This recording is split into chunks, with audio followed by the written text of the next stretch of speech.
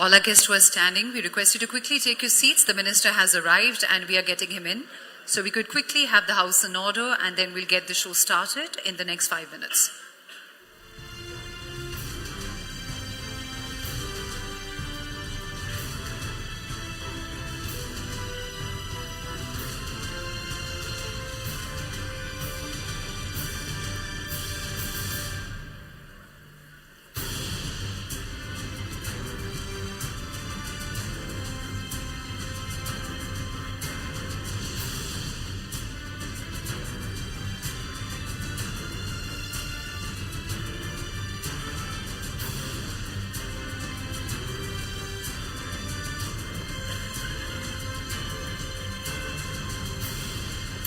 A very good evening, ladies and gentlemen. We request all of you to kindly take your seats. I'm Ritika Jhanji Jagtiani, and it is an absolute honor to extend a very warm welcome to all of you to this very special evening, that is Times Drive Green Conclave and Awards 2024. What makes this evening really special is that this is the inaugural edition of this transformative event. So let's get it started with a good round of applause and mark this exciting milestone to begin. Now, as the Indian automotive industry continues its remarkable journey to growth, this platform today highlights the very important aspect of its future, that is green mobility. Now, we all see that India today stands tall as a leader globally when it comes to automotive innovation and is having sustainable technologies. And with that, ladies and gentlemen, our chief guest for this evening, the Honorable Minister of Road Transport and Highways of India, Shri Nitin Gadkari is here with us. Can you please extend a very warm welcome with a good round of applause, please?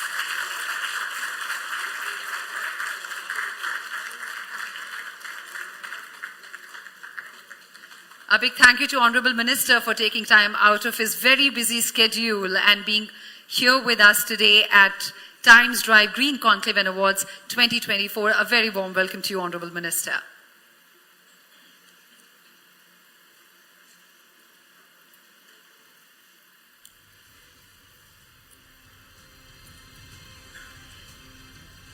We request all of you to quickly settle down as we're ready to take this evening forward. The chief guest is here with us.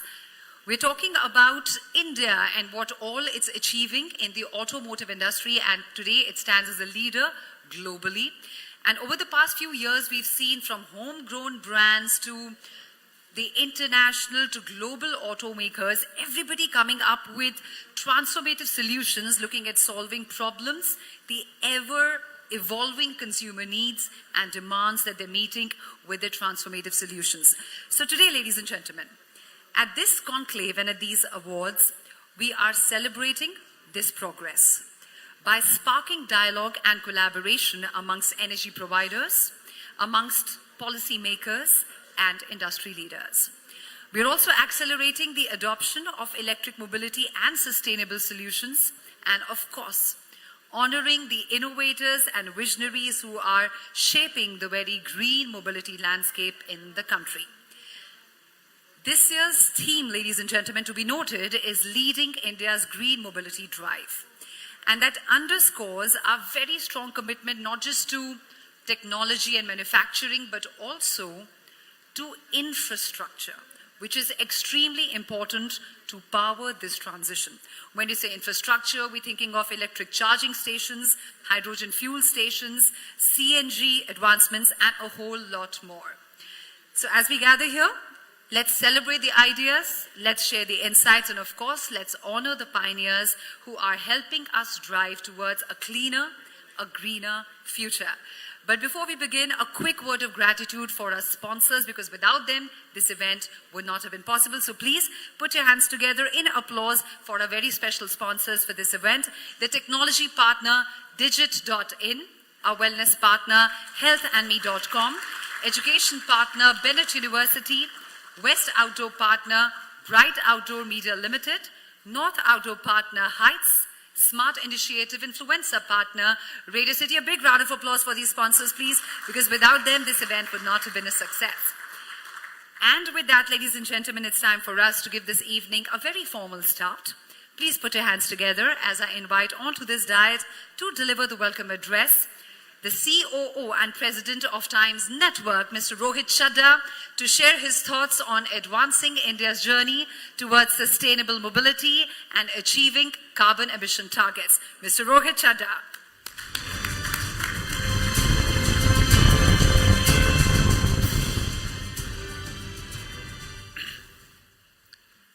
Good evening, everyone. Honorable Union Minister of Road Transport and Highways, Shri Nitin Gadkari ji, leaders of India's automobile industry, innovators, policymakers, and all our distinguished guests, I warmly welcome you to the Times Drive Green Conclave and Awards 2024. At Times Network, we are home to some of India's premier digital brands: Times Now, ET Now, Times Now Bharat, Digit, Zoom, Sports Now, Pickleball Now, Health and Me, to name a few, and of course, your very own Times Drive. Each month, we engage with hundreds of millions of viewers across our diverse platforms, including websites, apps, YouTube, and social media. Today marks an exciting milestone as we officially unveil a dedicated digital destination, timesdrive.in, an initiative dedicated to leading conversations on mobility and shaping India's future. Under the leadership of Shri Gadkari ji, India has set new global benchmarks in road transport and infrastructure. The Times Drive Green Conclave and Awards aim to spotlight innovations and foster collaborations to accelerate India's green mobility revolution. The inaugural edition, theme Leading India's Green Mobility Drive, centers on the partnerships needed among manufacturers, energy providers, tech innovators, and policymakers to scale sustainable solutions. India has emerged a global leader in the auto sector, with the EV industry experiencing unprecedented growth. As per reports, the Indian EV market is expected to grow at a CAGR of 49% between 2022 and 2030, reaching an annual sales volume of over 17 million units by 2030. Furthermore, India recorded the sale of 1.1 million EVs in 2023 alone, a staggering 150% increase over the previous year, underscoring the rapid shift towards sustainable mobility. Now, none of this progress would have been possible without the exceptional leadership of our chief guest, Shri Nitin Gadkari ji.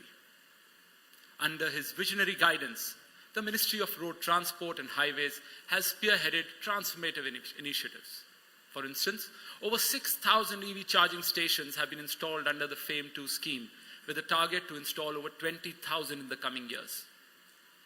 India is championing the use of green hydrogen. Policies incentivizing flex fuel and biofuel vehicles have been introduced. The growth of the EV ecosystem is not just a policy story, but also a consumer-driven revolution. According to Google's 2023 report on EV search trends in India, searches for electric vehicles surged by 110% year on year, with Tier 2 and Tier 3 cities showing the most interest. Additionally, nearly 70% of Indian consumers surveyed in a Deloitte study expressed a preference for EVs over traditional vehicles, citing lower running costs and environmental benefits as key motivators. This wave of interest is amplified by the internet and social media, where millions turn to trusted publishers like Times Drive for insights and authentic reviews, as well as individual content creators for direct user inputs. Digital publishers and social media influencers have become vital advocates for green mobility, simplifying complex topics and making EVs relatable to the masses. That's why tonight, we honor not only the best in EV and alternate fuel vehicles, but also the top influencers and creators. At Times Network, we remain committed to amplifying these efforts and providing a platform to recognize the change makers driving this green revolution. Tonight, as we celebrate these pioneers, let us also commit to accelerating our collective journey towards sustainable mobility. With this, I once again welcome you all and look forward to an evening of exchanging ideas about the future of India's green mobility. Thank you.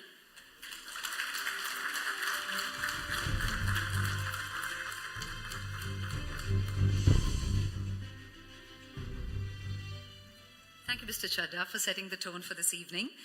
And now, ladies and gentlemen, it's time for us to give this evening a befitting start with the auspicious lamp lighting ceremony, a ceremony that symbolizes dispelling of darkness and celebrates knowledge and wisdom. To take this forward, I would like to request our chief guest, Shri Nitin Gadkari ji, to please come on stage. And I request Mr. Rohit Chadha, COO and President Times Network, and Mr. Varun Kohli, COO Times Network News Broadcast Business, to kindly accompany him onto the stage for the ceremony.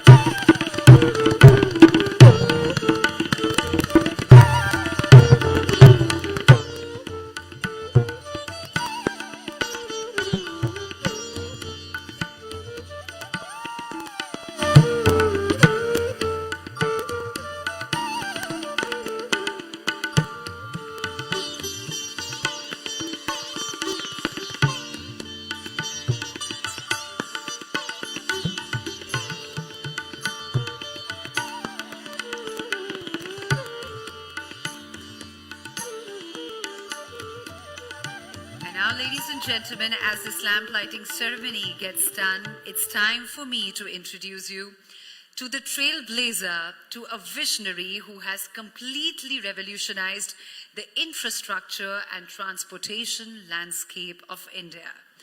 He is a passionate advocate of alternative fuels, and under his leadership, India has made strides that it had never made before in transportation and infrastructure.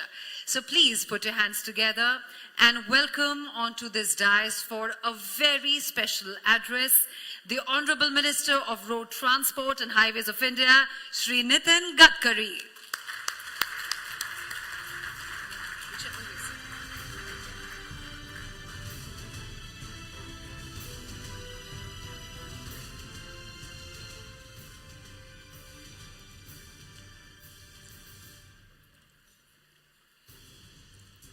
Mr. Rohit Chadha, Chief Operating Officer and President of Times Network, Mr. Varun Kohli, Chief Operating Officer at Times Network News, Broadcast and Business, Mr. K. Vijay Kumar, CEO, all respectable dignitaries and dear friends. India is the fastest growing economy in the world. And the dream of our Prime Minister to make Indian economy as third largest economy in the world. The mission is to make Indian economy of $5 trillion and Atmanirbhar Bharat. It's very important that we need to develop sustainable development is basically our goal. And three important things. which are very important as far as the Indian society is concerned. And the three important pillars of the society is one is ethics, economy, ecology and environment.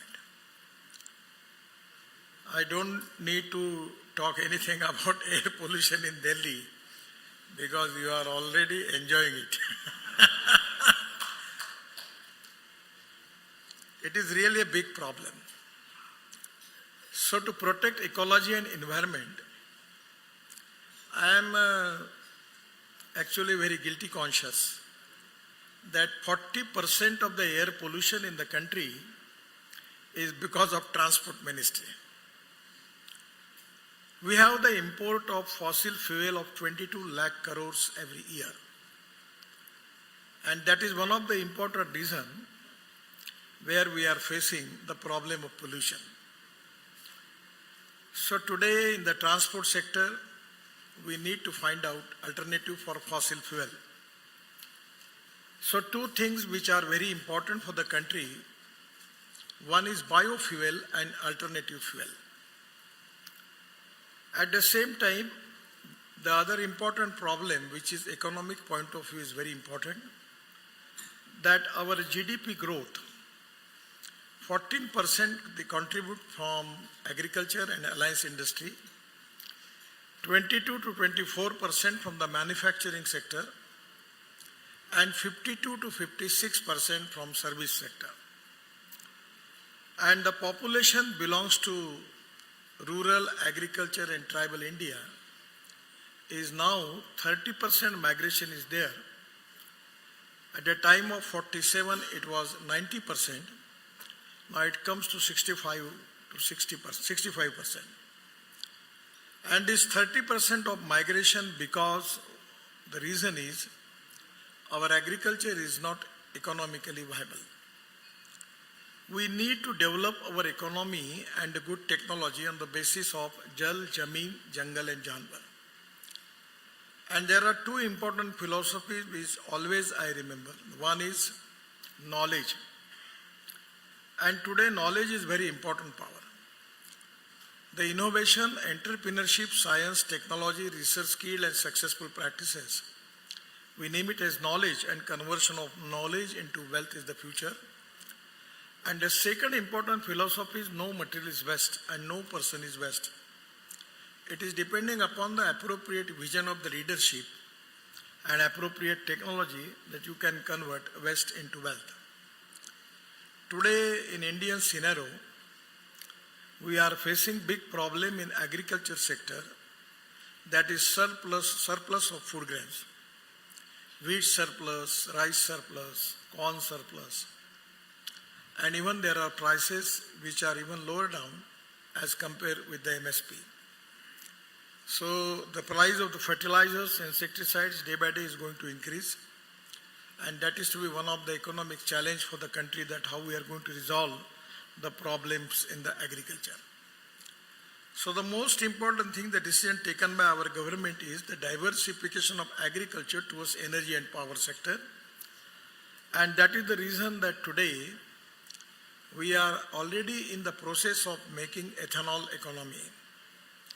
I have just coming here in this hotel with using the world first Toyota Innova car on 100% bioethanol, flex fuel. And that there is no pollution from that green fuel. And as far as the average with the petrol is, comparison is there, the petrol rate is coming 25 rupees per liter. So this is import substitute, cost effective, pollution free and indigenous. So today we are in the process of making ethanol from sugarcane juice. We can make ethanol from C molasses, B molasses. Even we can make ethanol from corn and food grains, rice. And even in Panipat, the Indian Oil has started the project. That is one of my dream project is making ethanol from parali, rice straw.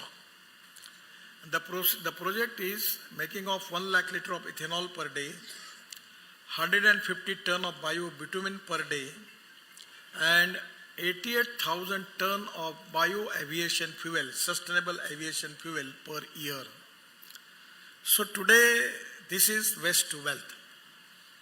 So today, this biofuel economy is in a good position. Already just 2 months before, I got approached to launch the motorcycle of Bajaj. And the Raju was telling me, our Bajaj motorcycle in petrol, the cost is for 1 kilometer is 2 rupees 25 paisa, and cost for the CNG is 1 rupees. So now day by day, CNG car, motorcycles, scooters, commercial vehicles are very popular. Today, in Punjab, Haryana, and Western UP and some part of Karnataka and Maharashtra, we have 400 projects in the process where they are making bio-CNG from biomass, particularly parali, rice straw. You know the problem of burning of parali, we are facing pollution problem in Delhi. So now in Panipat, they are purchasing parali by 2,500 rupees per ton. Creating value in the West is very important. And now there are 400 projects, out of which 60 projects are already completed. As a transport minister, my ministry has taken a decision for Euro 6 emission norms. The all tractor manufacturing companies owner come to me and requesting me that don't do it because this is going to increase the cost of tractor by 1 lakh rupees. I give them solution that you should immediately go for electric, ethanol, methanol, bio-CNG for tractor. Then I will withdraw that.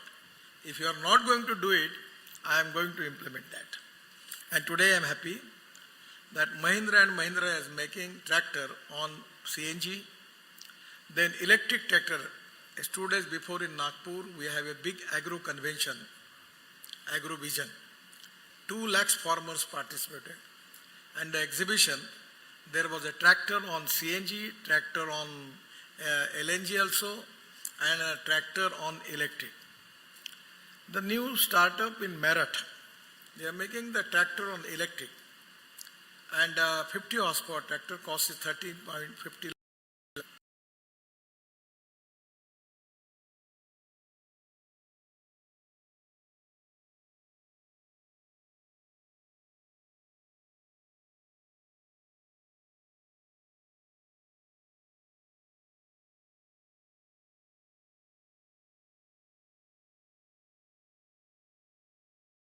A lot of companies are in the process of launching electric tractor.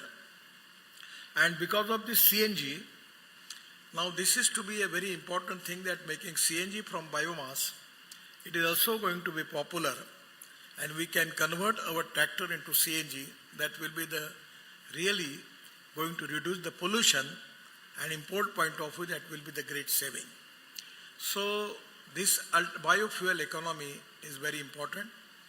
And the second option is electric. I remember when as I was 15 or 14, 15, in every conference like this, people are asking me the question about electric car, electric scooter, and if the battery is down, then how it can be possible to run the car. Now, no one is going to ask because it's popular and it's 200% increase in it. Today we have electric car, electric scooter, electric motorcycle in this hotel. Just 1 month before I launched electric motorcycle from, I not remember the name of the company, but a very beautiful model costing only 88,000 rupees. So in the same platform here. So today the electric scooter, electric motorcycle is very popular. And 400 startup, they have already started the manufacturing of electric scooter. Generally, the big company are making electric scooter for the battery for 160 kilometer or 140 kilometer. And the small people are making the scooter for 60 kilometer battery only they are making. That's why the cost is less. At the time when we start this electricity, lithium ion battery, the cost was $150 per kilowatt per hour. And today, it is 110, and some of the people are telling me now it comes to 100 rupees, $100, means it equivalent to cost of the petrol and diesel.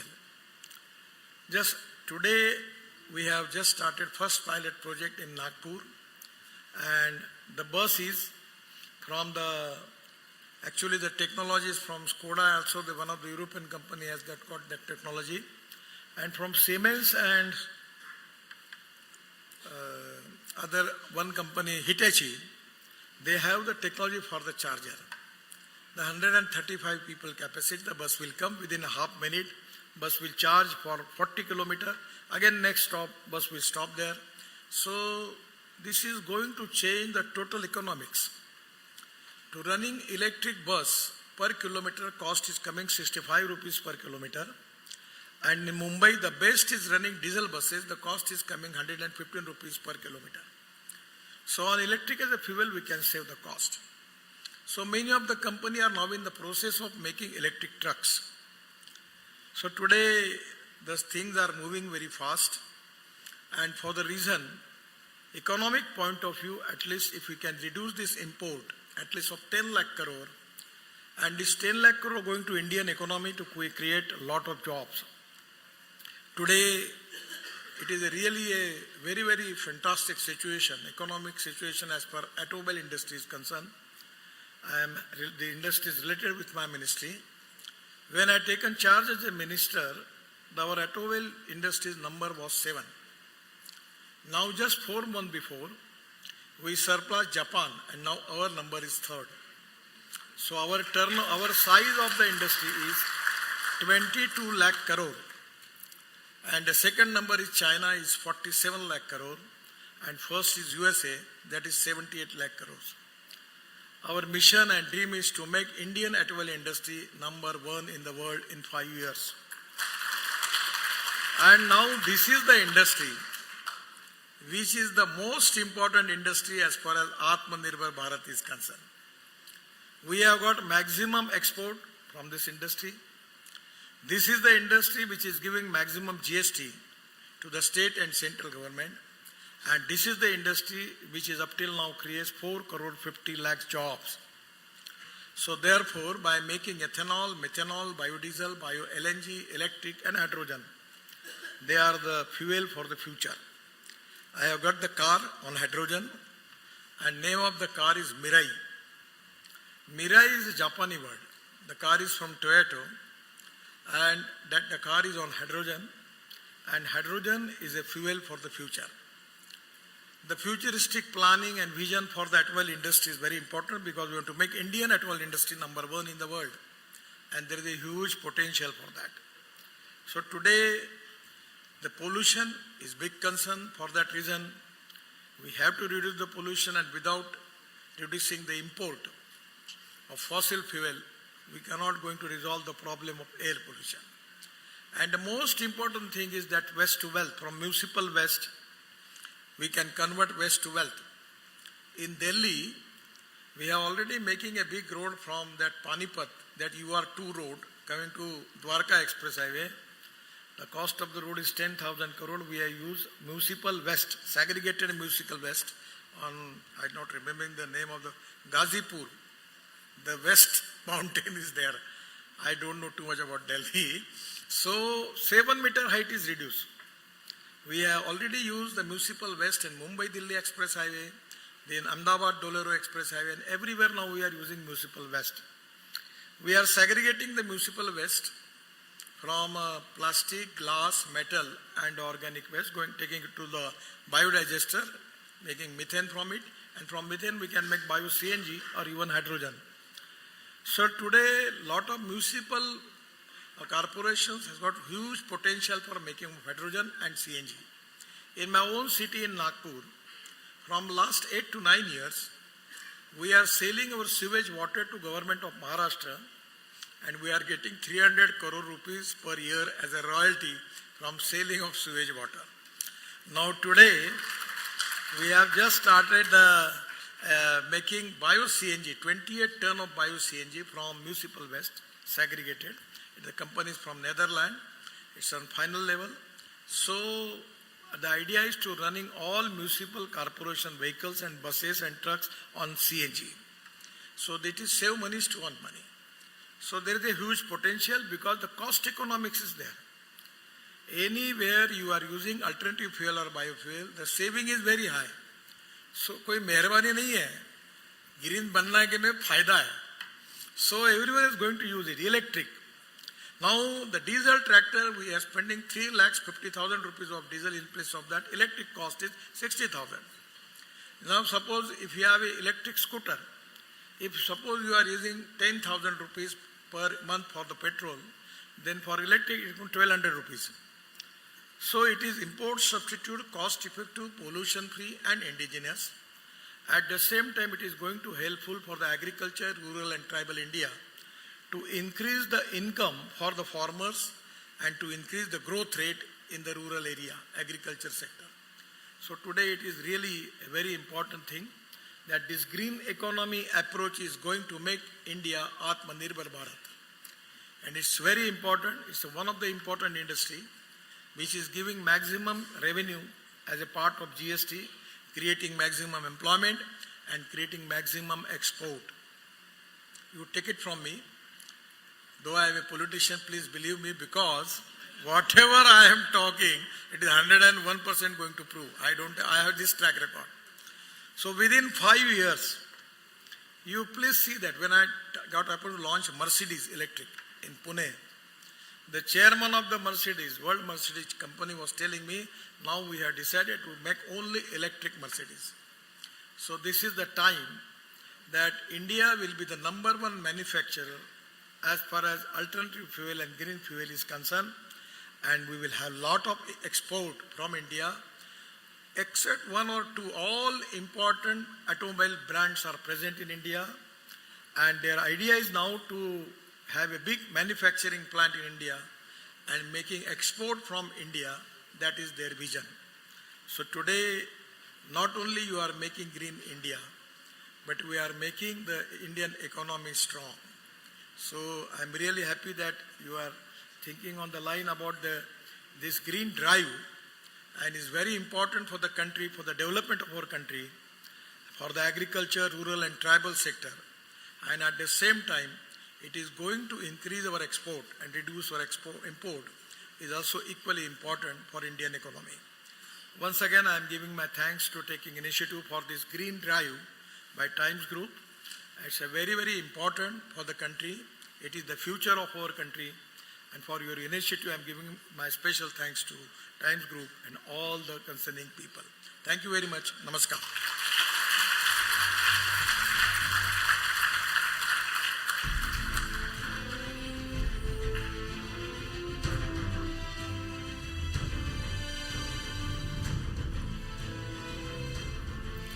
Thank you so much, Honorable Minister, for sharing your visionary insights and for always inspiring us with your commitment to a greener and more connected India. Thank you very much. And now, we've arrived at the most awaited moment of this evening. Ladies and gentlemen, this evening is very special because it also marks the official launch of the website of Times Drive, your one-stop destination for all things automotive in India. And for this moment to be taken forward, we have Shri Nitin Gadkariji already with us on stage. I request Mr. Rohit Chadda to please join us, and let's get this started.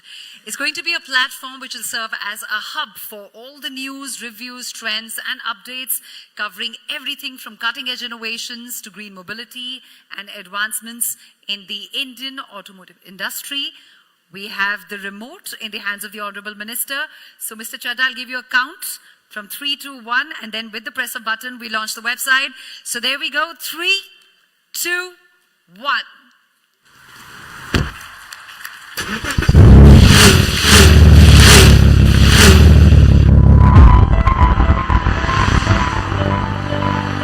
Do you find yourself constantly chasing the latest trends in the auto world? Presenting timesdrive.in, your ultimate pit stop for everything you need to fuel your passion for automobiles. Times Drive brings you closer to the pulse of the automotive industry. Whether you're following the latest news, seeking detailed reviews, or comparing the best deals, we provide insights that matter. From cutting-edge electric vehicles to the hottest new launches, timesdrive.in is your trusted source for reliable and comprehensive information, making your journey seamless and informed. We aim to empower enthusiasts and buyers alike, keeping you ahead of the curve in a world that's always on the move. As the world shifts gears towards sustainability, Times Drive takes a bold step forward with Times Drive Green, our commitment to cleaner and smarter mobility. This initiative focuses on electric vehicles, hybrids, and next-generation fuels like green hydrogen. With Times Drive Green, we're paving the way for a sustainable future, one vehicle at a time. Whether it's exclusive insights, user-friendly guides, or trend analysis, this platform connects you with the latest innovations driving the green revolution. But that's not all. TimesDrive.in enhances your experience with its AI-powered smart assistant. Planning a road trip? Need real-time updates on toll prices and road conditions? Our AI-powered smart assistant has you covered, offering highway assistance that's just a message away. It even lets you share your live location with family or friends, making your travel safer and more convenient. Searching for your next vehicle? Just ask. The AI-powered smart assistant curates recommendations based on your preferences, whether it's budget, features or style. It's your dedicated assistant, guiding you from exploration to purchase with ease. TimesDrive.in redefines how you engage with the automotive world. From staying updated to choosing the right vehicle and embracing green technology, it's built to meet every need. The future of mobility is here, and TimesDrive.in is leading the way, fueling passion, innovation and sustainability. Discover what's next today.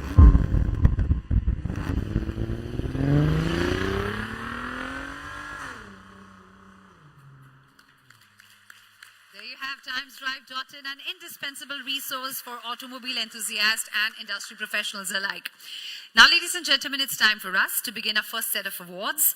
Let's take this evening forward. I request Shri Gadkari ji and Mr. Chadha to kindly come in the center of the stage as we're ready to get these awards kick-started with the very first award of the evening.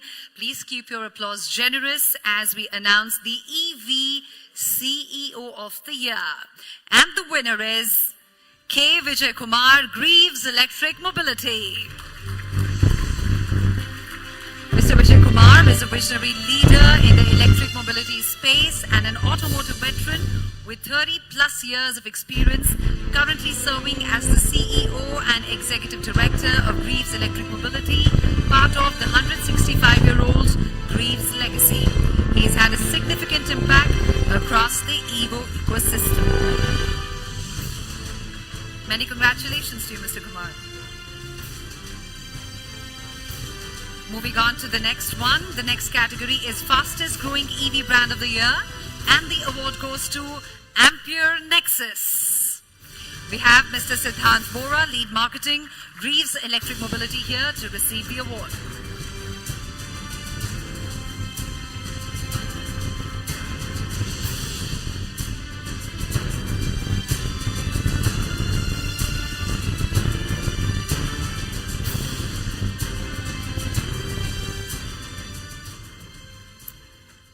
And the next one, ladies and gentlemen, the category is Business Impact Through Social Media. And this one goes out to Apollo Tires. We have Tarun Mangal, Head Digital Marketing at Apollo Tires, and Remusi Cruz, Head Marketing Community and Sports here to receive the award.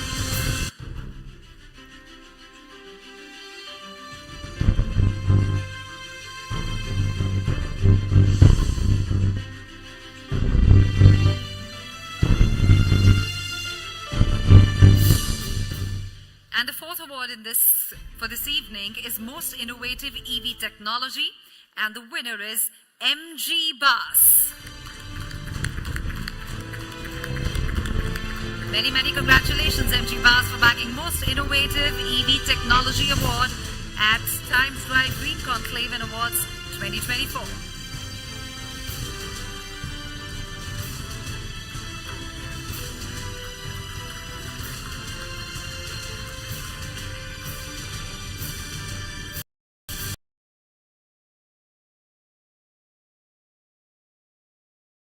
And this one's backed by Bajaj Alliance General Insurance.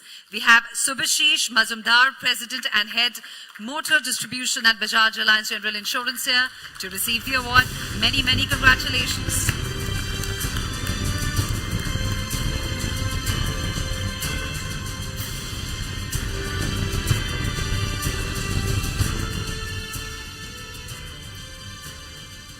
And the next one Luxury EV SUV of the year. And Gadkari ji did mention the brand while he was making a speech. This goes out to Mercedes EQS 580.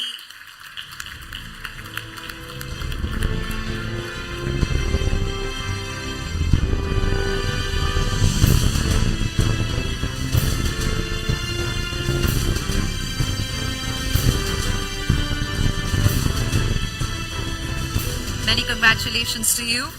Shri Gadkari ji, thank you so much for gracing us with your presence. Just a small gesture of gratitude from our side. Mr. Chadha, I request you to present a small token of appreciation to the Minister.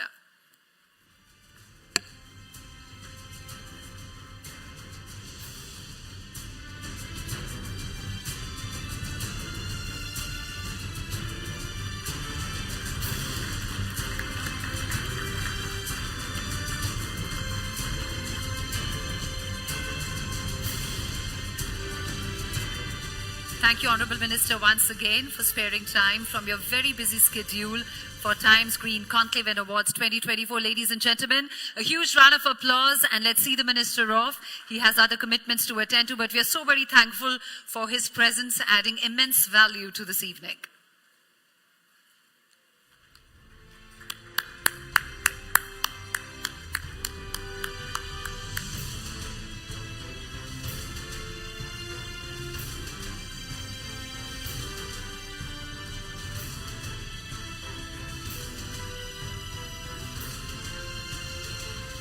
We request all our guests to quickly settle down so that we can take this evening forward.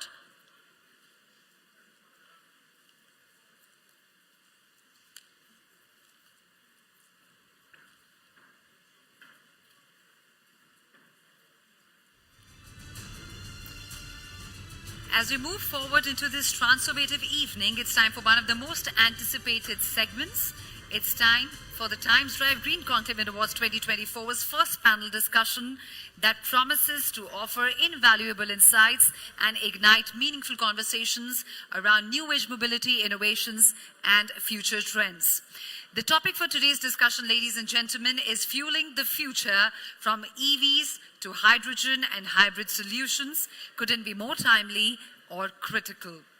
As the world accelerates towards sustainable mobility, India is positioning itself as a global leader when it comes to innovation, embracing groundbreaking technologies such as EVs, hydrogen fuel cells, and hybrid solutions. We request all our guests to quickly settle down before we invite our panelists onto the stage to take the session forward. Can we quickly have the house in order, please, before we get started officially with the session?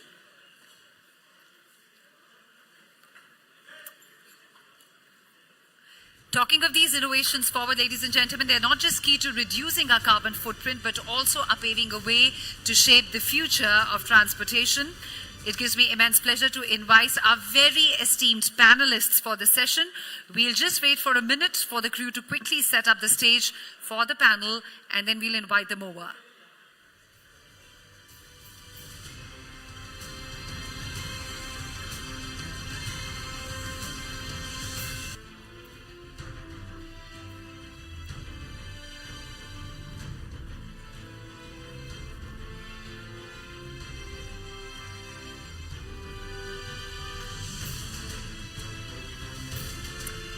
Please put your hands together as I invite a very esteemed panelists for the very first session of this evening, starting with Pritesh Singh, Specialist CASE and Alternate Power Trains, Nomura Research Institute Consulting and Solutions India.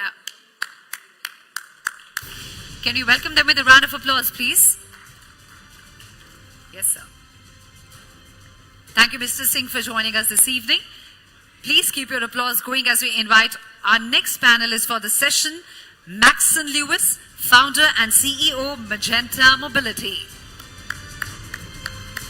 Thank you, Mr. Lewis, for joining us. Our next panelist for this session is Rama Shankar Pandey, Social Defense Fellow, Ministry of Social Justice and Empowerment, Government of India. Thank you, Mr. Pandey, for being here with us. And keep the applause going as I invite Madhumita Agrawal, CEO and founder of Oben Electric. We're looking forward to a very engaging discussion, and we're fortunate to have with us an expert moderator. Let's welcome Manas Tiwari, technology editor, Times Network, whose extensive knowledge and dynamic approach will steer this dialogue forward. Over to you, Manas Tiwari.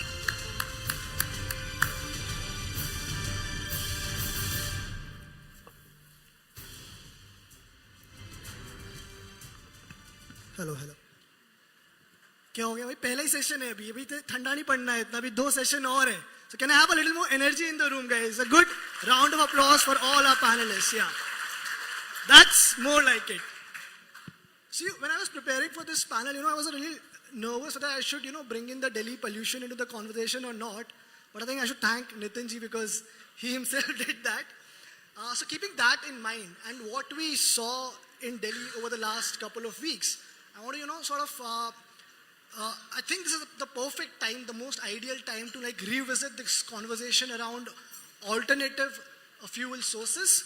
We'll try our best to make this as interesting as possible over the next half an hour. And to begin this and to set the stage, set the direction for this conversation over the next half an hour, my first question for all of you is, can you take us through some of, the last decade in mobility? In terms of what have been the biggest game changers for you and why? 30 seconds take from all of you. So, starting with you. I think in last 1 decade, what I can say is the choices and challenges which have emerged around the mobility, especially the alternate powertrains. So, India is emerging and starting its journey towards different alternate powertrains. So, it's not only pure electric, as Gadkari ji also talked, but emerging choices around different powertrains, including electric, hybrid, hydrogen, CNG, ethanol, methanol, flex fuel, etc. And I think that has been one of the fascinating things which I am tracking on. Maxim. Right. I'll summarize the last, not the decade, but the last couple of years in the following 4 questions. 2018, the question was, what is an EV? A couple of years later, we were talking about why should I even consider an EV? Today when we speak, we say, why not an EV?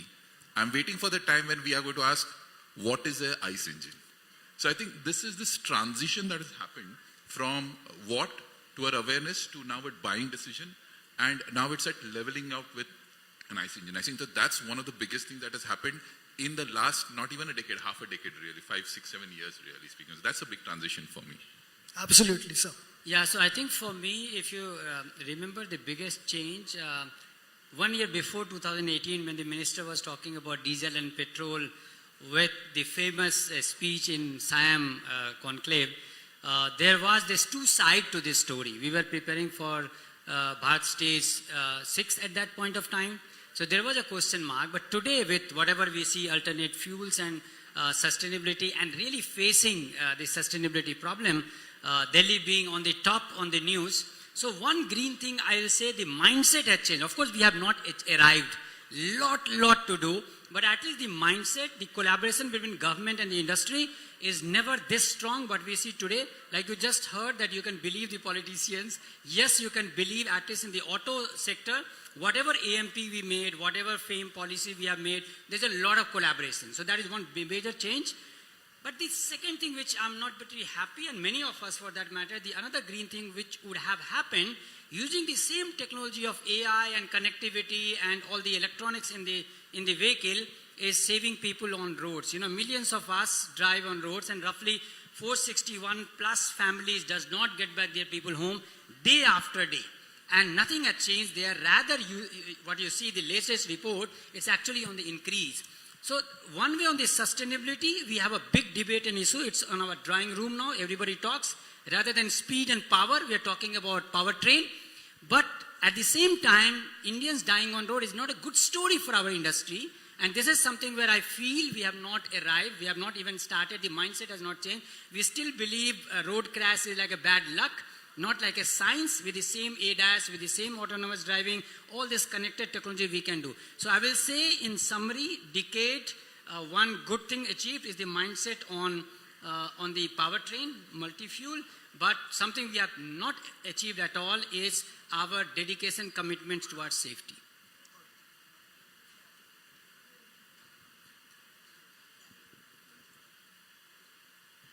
So good evening, everyone. I think we are talking about mobility and automotive, which is very complex industry and tough industry. I think what in this decade, what has happened is we are seeing a very bold Bharat, I would say, rather, a very courageous Bharat, new OEMs coming, taking up the tough challenges, trying to solve. I think that's what has changed. Coming up and, not just the legacy players, but there are new players, young players who are coming and taking these tough problem statements to solve. And I think that is the change, or you just say the mindset change has happened. We have just got started, right? I think there are many problems, which is also opportunity. But first thing, what needs to, you take up that challenge. I think that's the first step we have already taken, and I think I see a bold, courageous Bharat, which is, moving towards design, development and manufacturing anyways we were doing, but designing, and which brings a lot of value. I think that's what has happened to the new Bharat. Yeah. I see a lot of positivity there, so it's good to have. Absolutely. Now, Pritesh, you interestingly mentioned how, people are even going beyond EVs now and adopting, hybrid solutions. And sir talked about the consumer mindset. I want to sort of club both these two and ask you, how has the consumer mindset, especially in India, sort of changed to adapt EVs and hybrid solutions? Okay, I think very relevant question, Mr. Tiwari. When we talk about consumer, ultimately everything revolves. Consumer is at the center of the decision making.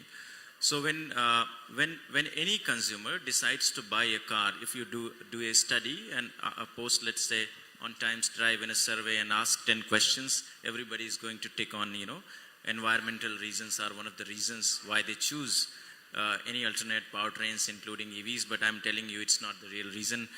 People not that much care about environment, let me say that.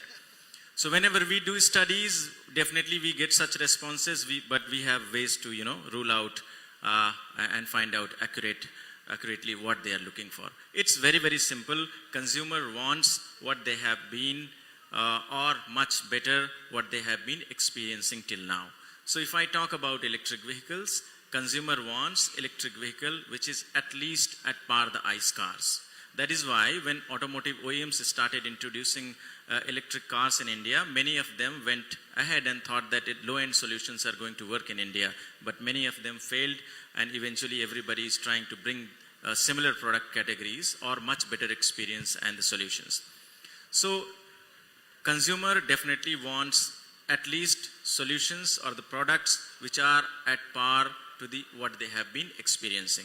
Now in terms of purely electric car, if I want to have an electric car and drive that smoothly, I definitely want to have it at the comparable prices, which we are not getting, but that's fine. We do the TCO calculations. Everybody is smart enough to do that and finally calculate within 5 years or 8 years of warranty period how much I'm going to run and what kind of benefit I'm going to get out of it. But at the same time, first set of consumers in India for electric vehicles are fine with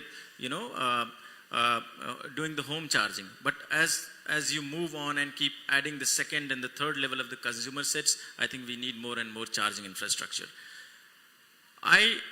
As a consumer, nobody wants to take the kind of, the challenges, let's say the payment challenges, identification of the charging infrastructure, reliability of the charging infrastructure, safety, security. I think that hurdles needs to be resolved. That is one of the reasons why in passenger car, personal mobility, electrification growth is still at the 2% level. And we talk about 30-40% penetration. So that's my take on it. Good that you mentioned all those challenges, because that's a perfect segue to my next question, which is to you, sir.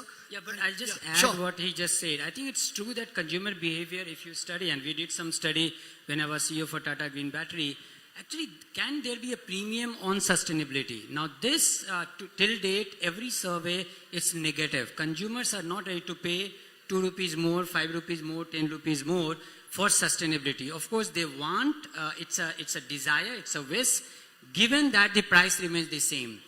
or maybe lower. So even if you're not able to understand the whole cost breakdown, but we are very good in bargaining it. And this is a big impediment, I think a big challenge.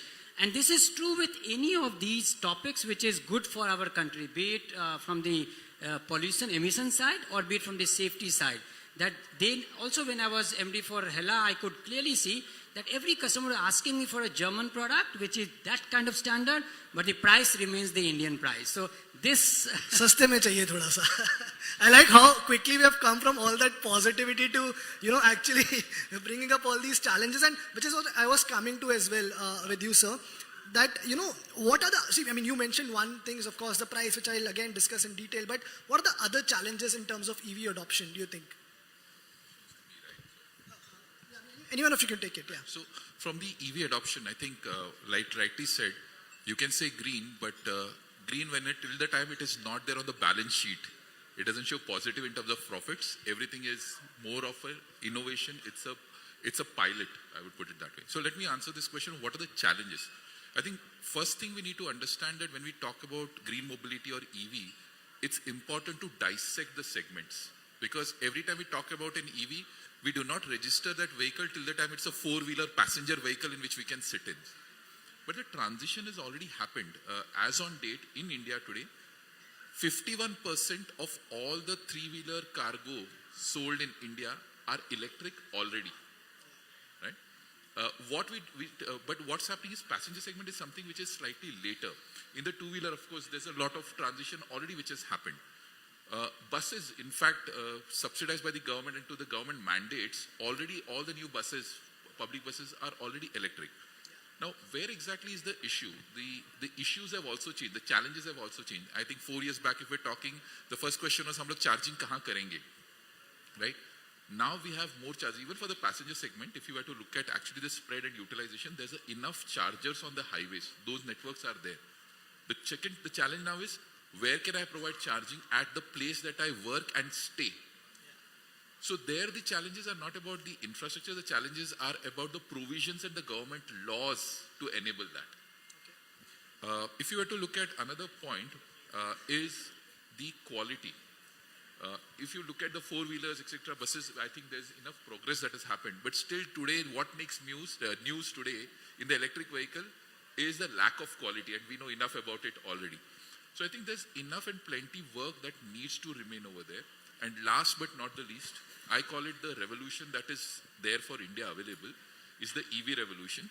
But that can only happen if we have R&D in India and lesser of putting things together, copy-pasting, but a lot of R&D and a lot of battery and battery-related technologies happening in India. I think so. Challenges come with an opportunity. I think that's one of the challenges. I still feel India has a long way to go before we start to really invest into building it for the future and not for the yesterday. Okay. But Madhumita, how do we make it affordable? मतलब सस्ता कैसे करें? जो हमारी पहले भी बात हो रही थी. Because you see, I'll tell you what. Yesterday, for example, there was a major car maker which launched a couple of electric cars. Now the social media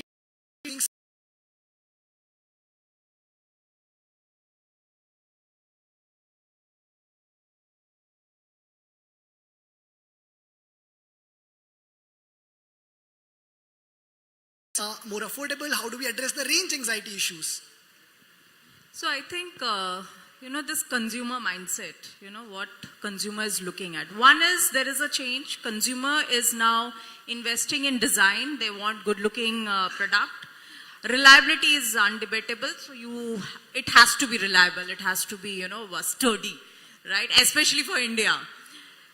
These are two things like reliable chahiye, but design is something what the change in consumer.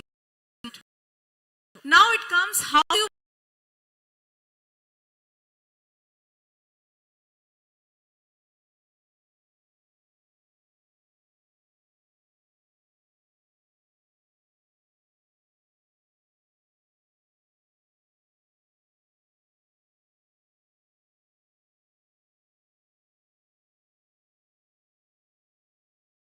fence. It was, that was an industry, the way of doing business. But I think it is about R&D. It is about vertical integration. It is about investing in R&D to give a product which suits Indian consumer.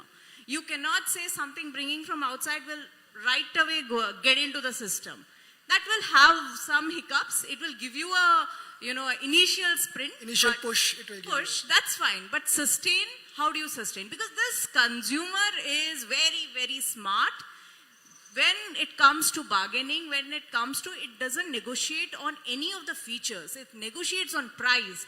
How do you bring that price down? Unless until you cook it inside, in your factory, if you don't build it, you cannot bring that price down. And if you do that plug and play thing, you will fail. Because that's what we are seeing right now, right? The problem, what people are, And if the OEMs which are solving that. So I think it's an entire package which you have give to the consumer, and that package will only will come with technology, only will come with your R&D in-house capability. I think that's the new story of India, and that's happening. You are seeing it takes time. Initially there was a lot of hue and cry in the industry, but the dust has settled. Let me put it that way. The dust has settled. Now you see the players who are there. It's getting a little mature.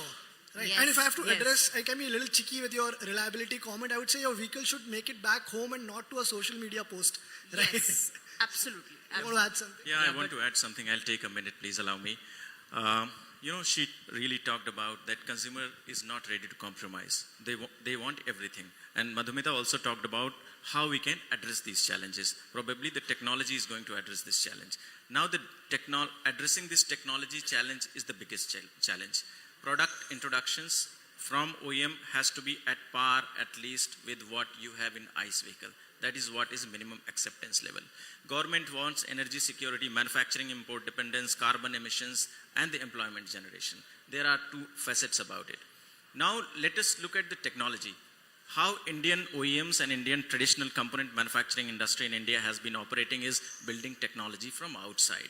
When it comes to newer technologies, for example, electrification, we think that we have the land and the money power, and we can bring the technology. Nobody is going to give you the technology, especially when it comes to the batteries, motors, inverters, converters, those kind of things. You can rely on China and keep thinking about that India is going to really develop the R&D and bring this technology. It takes time, more than 2 decades, not even 1 decade. So bringing the technology is really, really a very challenging task. Let's take the look, right, on the supply chain side. Batteries, despite talks started around 2012 with National Electric Mobility Mission Plan, followed by FAME 1, FAME 2, National PME Drive, etc. With the PLI scheme also, India only has, let's say, 15 to 20% localized content if I talk about direct and indirect localization for batteries. Motors you forget about. If you deep dive into the, copper coils, the magnets, the MG cores, all those kind of things are still heavily dependent on imports. So if India wants to have its own capability around R&D and then kind of bring that into the technology, so at par components, Indianized, Atmanirbhar Bharat products, I think are still going to take a lot of time. So that is how we can say that probably pure electrification, we should not expect within 5 to 10 years. But I think we have started, right?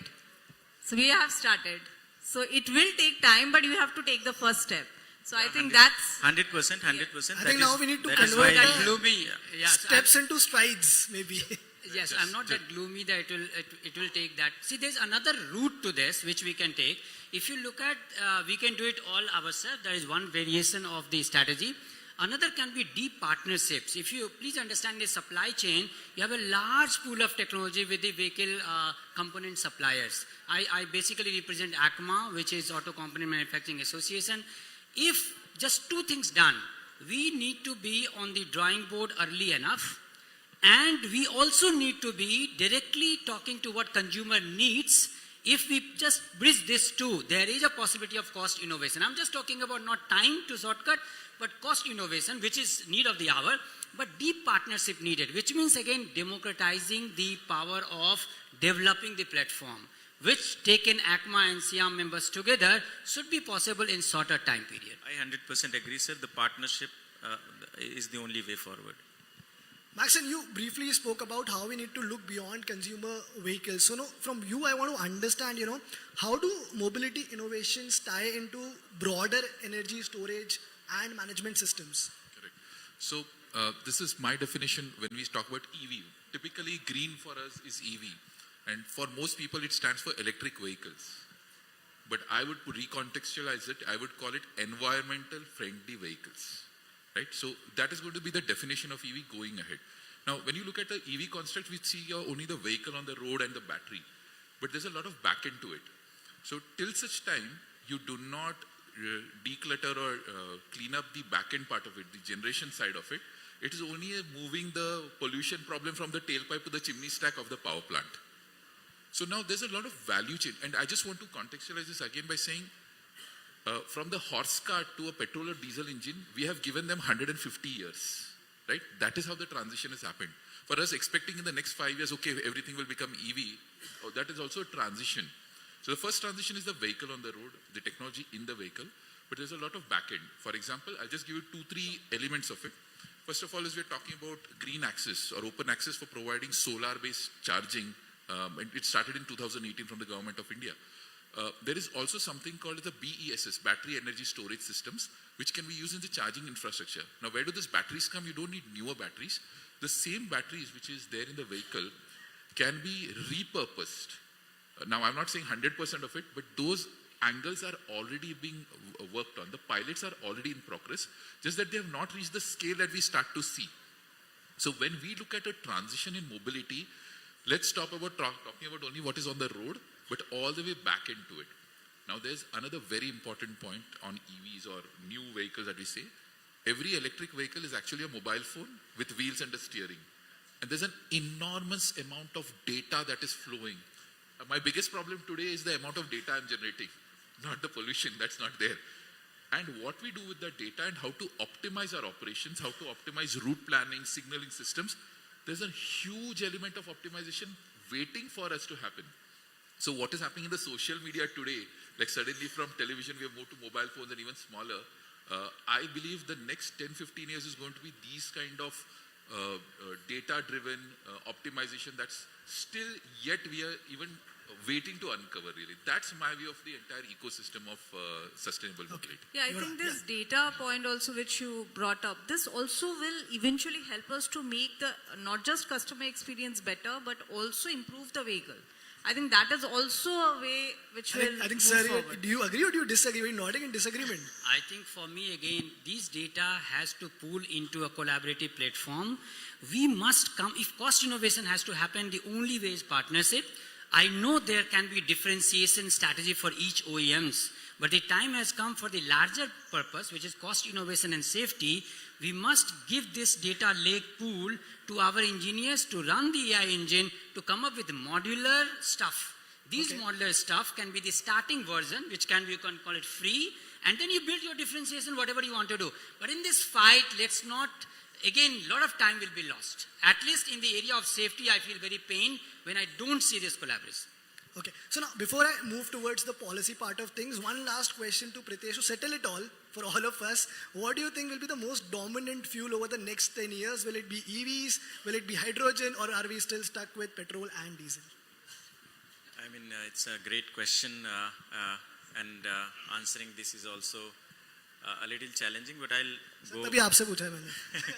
I'll go power trend wise. So like, let's say ethanol 20% blending with ethanol 20% by 2025 is achievable. And with that, it also poses a challenge for flex fuels, the E85 or whatever E8, E100 India adopts. So that will be happening in few pockets, let's say some parts of Uttar Pradesh, Telangana and Maharashtra.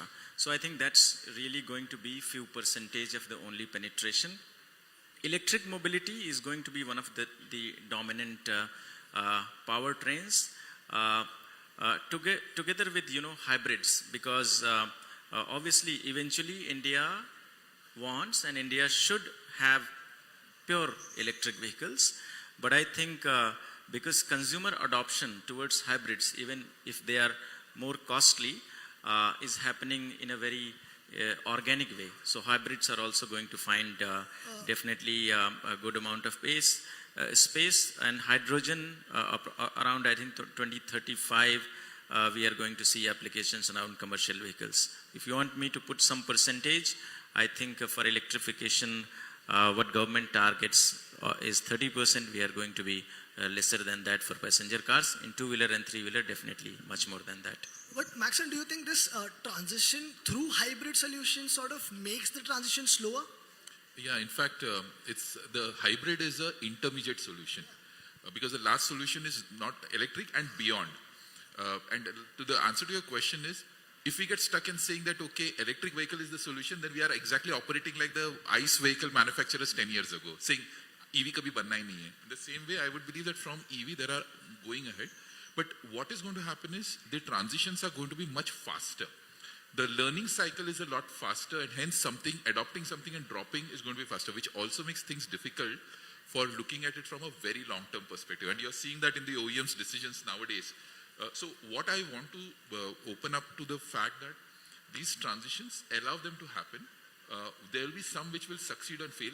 But for me, intermediate transitions are something we should let go of. Hybrid is something, of course, the Honorable Minister did mention about it. But those are transition steps. In the same way, from EV to battery systems, etc., we should be looking at. But except just one point I want to make around the next set of fuel systems that are going to come. There's a lot of learning that we have learned from what has happened in the EV space. Not only from a vehicle, but from the infrastructure, from policy making.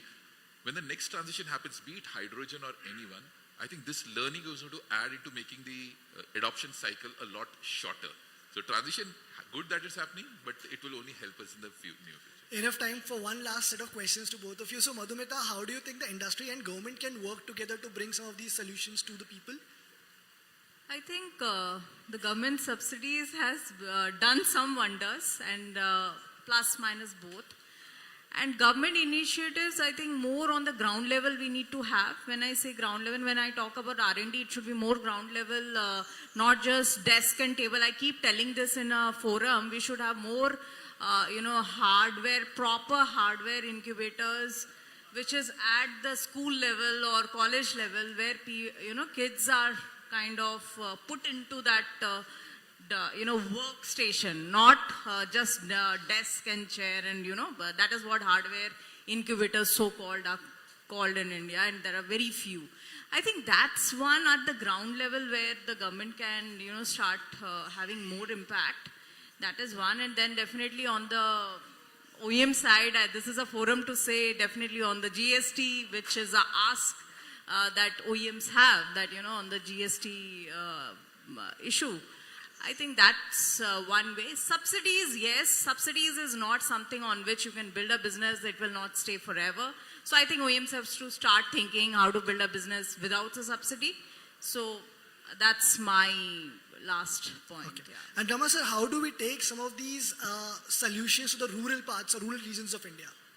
Yeah, so I think, right question. I think you did not get the full answer from what will happen in which year. And that is precisely a very big problem. I'm not talking just for discussion, but representing the auto component industry. For us, the biggest issue is where do we invest now? How this is going to carve out? What is the return on investment for us? And the whole automotive industry is not only vehicle manufacture as one pillar. You have the back end, which is all our supply chain, and then you have the front end, which is all the repair and the circular economy coming in. Now we must think about them as well. And when you talk about rural, look at a place where you can't repair a battery, you can't repair a BMS, and we have to see. Look at just the auto, the e-rickshaw whole vertical. We just came up, no policy, nothing. I think today the largest community which just came on its own. Is it good? See, this is where you have to ask what the customer needs. A person who was doing cycle by foot, if he's getting a convenience, it happened because of consumer pull. It did not happen because somebody pushed it. So how do we then support him from that to a roadmap of coming to perfect? Nothing perfect happened on day one. So when we are looking at giving them a perfect product, of course the cost will also happen. So whether it is about rural, whether it was all the stakeholder, the idea is how can we take care of all these stakeholders? And there my advice in a small way will be that We cannot leave it to just like a, whatever happens we will see, but let us together come and design it properly. So if there is an investment, can we make the investment go into 3-4 purpose of the consumer? So if the connectivity is a technology, it can solve a EV problem with a reliability of EV, but at the same time, it can also support you for a driver behavior analysis. It can support you in the insurance sector. So how can we together come and make more use cases for the same technology so the investment from us as a component supplier work? This is need of the hour. If we do that, we'll be the winner, as India is not on a high, affordable, we don't have that much public investment to be done. This has to happen now. Absolutely. That's what the end goal is. I think that's our time as well. All of you were wonderful here. Thank you so much for your time. Guys, can we end this the same energy, the way we started it? A huge round of applause for everyone. Thank you.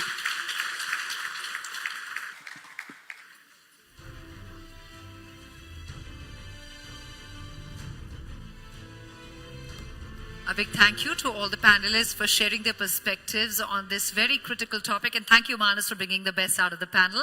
I request the panelists to kindly stay with us on the stage. And I request Mr. Chadda to please come and present a small token of appreciation to all the panelists.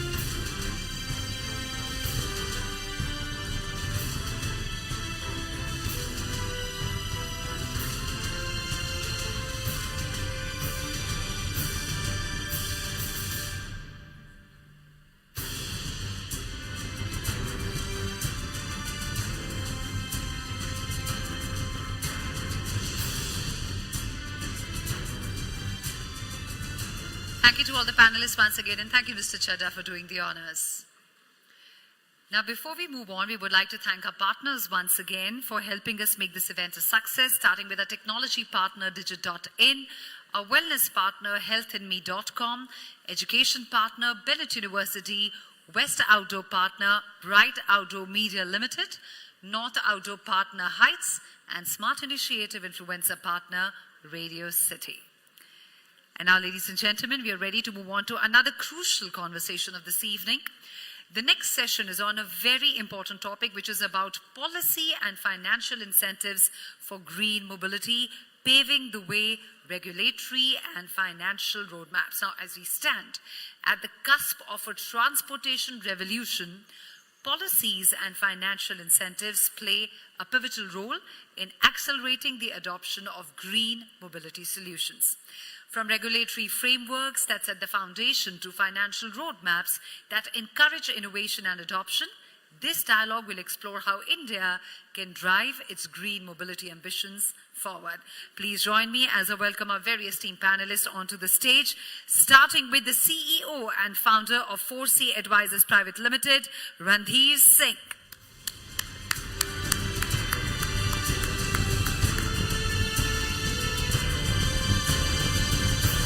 Thank you, Mr. Singh, for joining us. Looking forward to hearing your perspectives. We're also being joined by Akshay Kashyap, Vice President, Society of Manufacturers of Electric Vehicles.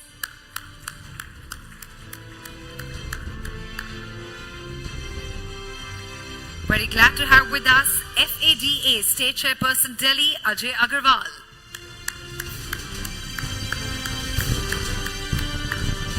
Please keep the applause going as I invite onto the stage the manager, Nomura Research Institute, Consulting and Solutions, Mohit Sharma.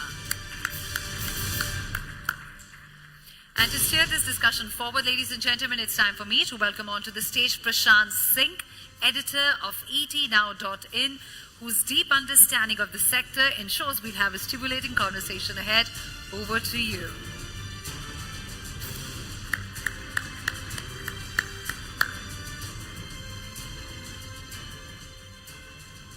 Over to you, Prashant.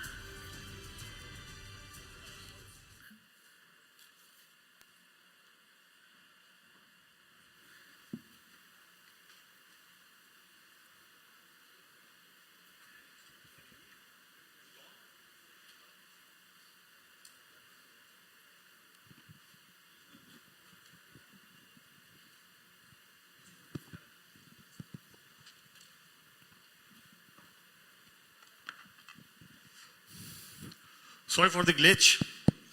So, as Manas said, my colleague, that energy should not come down. Claps, please. So, since we are discussing the policy and financial roadmap, so let's start with a scheme that earned a lot of fame for different reasons. I'm talking about Fame India scheme. So we had Fame 1, we had Fame 2, now PM E-Drive is there. So what is your single biggest learning from these two legs of Fame that you think that in future, whenever the think tank sits and discusses the policy and roadmap in terms of financial incentives, other boost, should be ideally there in future? Thanks, Prashant. And when you talk about the Fame, I am very closely associated because I was the one who remodeled the Fame 2 when I was in Niti. But with the changing times and the adoption, how it is changing, I think the policy, the PME drive which has come out and the type of segments and incentives which has been built in, which are of course lower than what Fame 2 and or the EMPS offers. But I think it needs to be more progressive in the future, because when we talk about the mobility now and also the transition to the greener mobility, we need to also consider the segments like electric bicycle, which is something totally left out. And if you see all across the world, there was a recent survey in 10 biggest cities across the world, and the adoption of that one is very high. Also seeing the... just mentioned e-rickshaw as well. Yeah. So e-rickshaw is fine because that is already picking up more than 50%. In fact, when we talk about the L3 segment and all, that is like they are the torch bearers of the EV revolution in our country. Now it's the next wave for the L5, which is now coming up, and also the incentives part is going to help this particular segment to progress. And also now the manufacturers are coming out with different models even in the L5 segment. Earlier those weren't present. So I think as far as the Fame is concerned, it has done its work very well, and almost all the whatever targets were they were achieved. And let us not forget about the world's biggest e-bus tender, which was the most successful, and the prices of around 48 rupees and the 42 rupees, which are almost at par with the diesel powered buses, right? And that is one thing which has actually fueled the total revolution in terms of the public transport of the lower strata. So that has actually lived up to the expectations, and the PME drive, of course, we need to see. But as we have also already heard to some of the panelists in the last discussion, this is already doing its work, and people are quite, enthusiastic about it. But of course, there are certain segments that I talked about has been left out. We might see in some, we might not only electric bicycles, but also, the passenger side, that personal vehicle side has also been left out. But in some of the state policies, it is already being covered. But it's always whatever is covered in the Fame, it's being replicated, so to say, in some of the state policies. Okay. So, Akshay, what's your take? Yeah, so good evening. I'll apologize in advance because I'm not known for my diplomatic answers to everything. So I think let's start with Fame. I think the intention was great. Unfortunately, in India, we have some people who always tend to be a little over smart and take advantages. Having said that, I think there is a lot we can do towards implementation. Starting from there, like all our panelists mentioned, the torchbearers of the revolution have been the L3 unambiguous segment, which adds a lot of value to the bottom of the totem pole kind of people. But it tends to be highly unregulated. A lot of unsafe practices, a lot of practices which, in my opinion, can actually derail the EV story that go on there. So I think government's job and their intention is very clear. They have policies, they have regulations, and that's their job. The rest is for the industry to take it up and to do the right thing. And when I use the word right thing, I'll just take an example of the two-wheeler segment. In the two-wheeler segment, you can see the shift which came from all the kind of players now to the top four. And the only top four who have survived are the traditional players and the players who have technology. I think this needs to percolate down to every level. Otherwise, the EV story will remain with a few, number one. And the policies have to be enforced. And regulations need to be enforced. And they need to be common across the board. What I mean is the safety standard came in. And the last thing I would use the word is policy stability. I think continuous, frequent changes, redoing is not the way to go. Industry always says it needs to invest, and for investment, it needs stability and continuity. So I think that's very important. Ajay? Hello. Yeah, thanks, Prashant. I would second what Akshay said. FAME 2 was, my understanding, my feeling, FAME 2 was still more simpler and more aggressive. FAME 3, which is PM e-drive, the passenger cars have been left out. So we are talking a lot about vehicular pollution, but there is no FAME support on the passenger cars. I think the country had only 13,000 passenger cars registered under cabs. We already have around 6.5 lakh cabs running in the country, which needs to be electrified. Then the outlay is less on two-wheeler and three-wheeler. Third, a few days back, I was reading in the newspaper that whatever was the outlay for this financial year for the two-wheeler, three-wheeler cargo segment and passenger segment has already exhausted. So there is a lot of ambiguity in the policy. The new policy doesn't support certain segments. So I think it is very premature to withdraw or change the FAME the manner it has been changed. So have those lags have been deteriorated and eradicated from this PM e-drive scheme? I'm saying those challenges have been then overcome so far? No, the challenge, that's what I'm saying. We are at a very premature stage. Withdrawal will only, slow down the progress. That's my fear. Hello. Yeah. So I agree with my fellow panelists that FAME has done a very good job in kickstarting the EV industry in India. But as we see, as we go on, what we have realized is India is a price-sensitive community. So once you give the incentives, it kickstarts it, but it's very difficult to maintain it for a very long term, giving the incentives. So my idea is we can do some systematic changes regarding the vehicle pricing. So if I talk about the ownership cost, we have the upfront cost, then we have the insurances, warranties, then resale value. The thing I find is EVs generally have a typically higher price than the ICE counterparts. So what we see is some novel solution by some brands in India where they are decoupling the battery, offering battery as a service as separate to reduce the upfront cost. And when we reduce the upfront cost, your insurance cost also reduces because it's based on the IDV value. Another point to look at is as we see now, the 5-year warranty for batteries is becoming a norm, and some OEMs are also offering 8-year warranty. So we can have some leeway in the insurance premiums, warranty is getting covered or so. And third point I want to emphasize on the resale value. In case of ICE vehicles, we have a very good blue book to get out, after 5 years you will getting this much value. But in terms of EV, it's quite new. People are not sure what the resale value they're going to have. So I think if we address these things like reducing the financing cost like that, so people will be more acceptable to adopting EVs if they get it. So that's a viewpoint I wanted to have. So we just discussed about FAME 1 also, that it started with FAME 1 only. So it had 4 major focus areas: technological development, demand generation, pilot project, and charging infra components. So in terms of current scenario, what do you think that what should be the one focal area and one focal point rather than 4 points and discussing all these things. Currently, starting with you. So, see, of course, certain segments has to be supported. That's how you kickstart. Without charging infra, it's like chicken and egg issue. You have to have the charging infra, then only you say, the long distance travel would be most facilitated.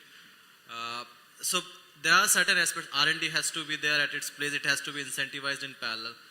So we are not at that stage wherein we say, okay, let's just facilitate the consumer side or the manufacturing side only or the R&D side. It has to be parallel. But the bucket size is limited, wherein you have to find the right fit, that what is right, whether the 100,000 vehicles are right or that for the two-wheelers 10 lakh vehicles is the right thing. That is what has been done, I think, with the limited chunk which we have. But in the current scheme, allotting 2,000 crores for the charging infra is a very, very good move, because it was 1,000 crores in the last... Separate allocation is better always. Yeah. So in the last FAME 2, it was 1,000 crores. Out of that, 200 crore was done through the CESL and the EESL, and 800 crores was given to the oil marketing companies. Of course, it was not the 100% which was given for the number of chargers which they are going to put. 22,000 chargers and 800 crores is actually nothing for that.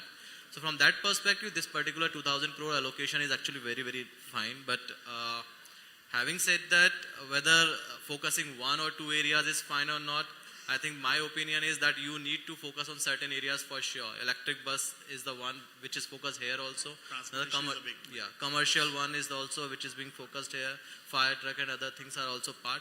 Of course, little money has been given, like 500 crores and all, but at least this much is required for the sensitization of that particular segment. Otherwise, if you keep it totally untouched, which has happened with some of the segments, that it looks like battery swapping, which was the talk, I think 2 years back or 3 years back, even in the budget it was there.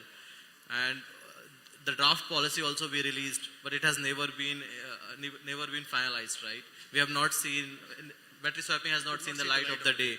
The 4 standards are already been written, BIS is already ready, but we have not seen the light of the day. Yeah. And battery swapping is still not, in terms of the incentives, at par with the the regular EVs. So I think there are certain points which has been left untouched. I would even go up to that extent. That needs to be addressed. Yeah, you. Okay, so I think let's start with, I think the word should be encouragement. Subsidies, etc., like someone said, are not good enough to base a business model on forever. But initial support is definitely required when you seed something new, right? So from that angle, I think whatever the government has done is very welcome. But I keep using the word encouragement. I think it starts with consumer is king, right? Consumer is going to buy what is convenient, easy, etc. And I think the government should really focus on creating what I call as boundary conditions. To say, this is the safety standard, this is the tax incentive, to encourage that we will do. Maybe even if you own a green vehicle, like California started that in the times of Prius. I remember when I was in the US, you could actually take an income tax write-off on your personal income tax if you bought one of those cars. And I think when we go into the encouragement phase, it's not about subsidies, it's about what the consumer desires, and not over-regulate. This over-regulation and red tapeism kills industry. Tesla was Tesla because it succeeded. He put a highway charger network of superchargers, etc., and then put our car out. Seamless, right? And I think if you encourage industry without red tapeism, today, I don't know, there are people who put up charging stations just to get permission, to get a line, to get a land. I mean, it's a royal, struggle for people. I mean, everybody should be on the same page. Just finish off over-regulation, put your boundary conditions, and tell everyone that you work with industry. When private industry comes in, as I say, the government's role is, to be hands-off from industry, but to create policy and regulations which is not over-regulated. So I think that would encourage. So I think the word should be encouragement rather than demand generation. Red tapeism is a big speed breaker. I mean, anyone who's done business in India knows what the red tapeism issue is. And it's so deep-rooted and so painful for a lot of industries that, it kills innovation. Today, you want to try something new. Afterwards, the government will come in and say, hey, you did it wrong, shut it down. And it's just, Very honest answer. Yeah. So have you See, said, please? the four objectives of the FAME, out of the four, the three is more has to do with the government, R&D, the public infra, and the charging. If you see from the consumer side, the demand generation was I always felt that demand generation was the very, very key in terms of driving the real adoption of EV. If the consumer doesn't have an incentive to buy the EV, if the cost of owning an EV is 30-40% higher, he doesn't recover the cost of the EV in the entire life cycle of 5 to 6 years, then I strongly feel, there'll be a challenge in terms of EV adoption. As a consumer, we are very, very price sensitive country. Nobody wants to pay 30-40% extra value of the product just to be a green crusader. It's good to talk, but when it comes to spending money, it's a challenge. So our expectation was that in FAME 3, we will get subsidy for the consumer cars also. But There is no subsidy at all for the consumer cars. Two-wheeler, three-wheeler also the subsidy has got reduced again. Yes, So it's gone. I think that there is a little challenge. So the investment in public transport, the investment in charging, the investment in R&D is a long drawn process. It takes 5 to 7 years to see the real visibility on the ground. Probably more lucrative, demand generation incentive could have triggered the industry in a different direction. That would have helped the OEM invest more in the new product lines. And I think that should have done the industry much more than anything else. Great. So in lines of getting consumers accepted for the EVs, so there are basically three things we can look at. One is the customer acceptance, one is cost competitiveness, and the charging infrastructure. As we see, customer acceptance is getting more and more as they get more accustomed to, let's say, EV cabs, public transport, like that. Cost competitiveness, we have already talked about how we are providing subsidies and all. But in terms of charging infrastructure, what we feel is, yes, we are pushing it out a lot. We have the PLI schemes pushing it out. But there is a certain kind of misreality between the practicality of the stations. For example, what we see is in areas like this, we have the gated communities and we have chargers there. Yeah. And when a normal person drives on road, he sees in the application, he sees that charger, but he cannot go and charge the vehicle there because the society is there.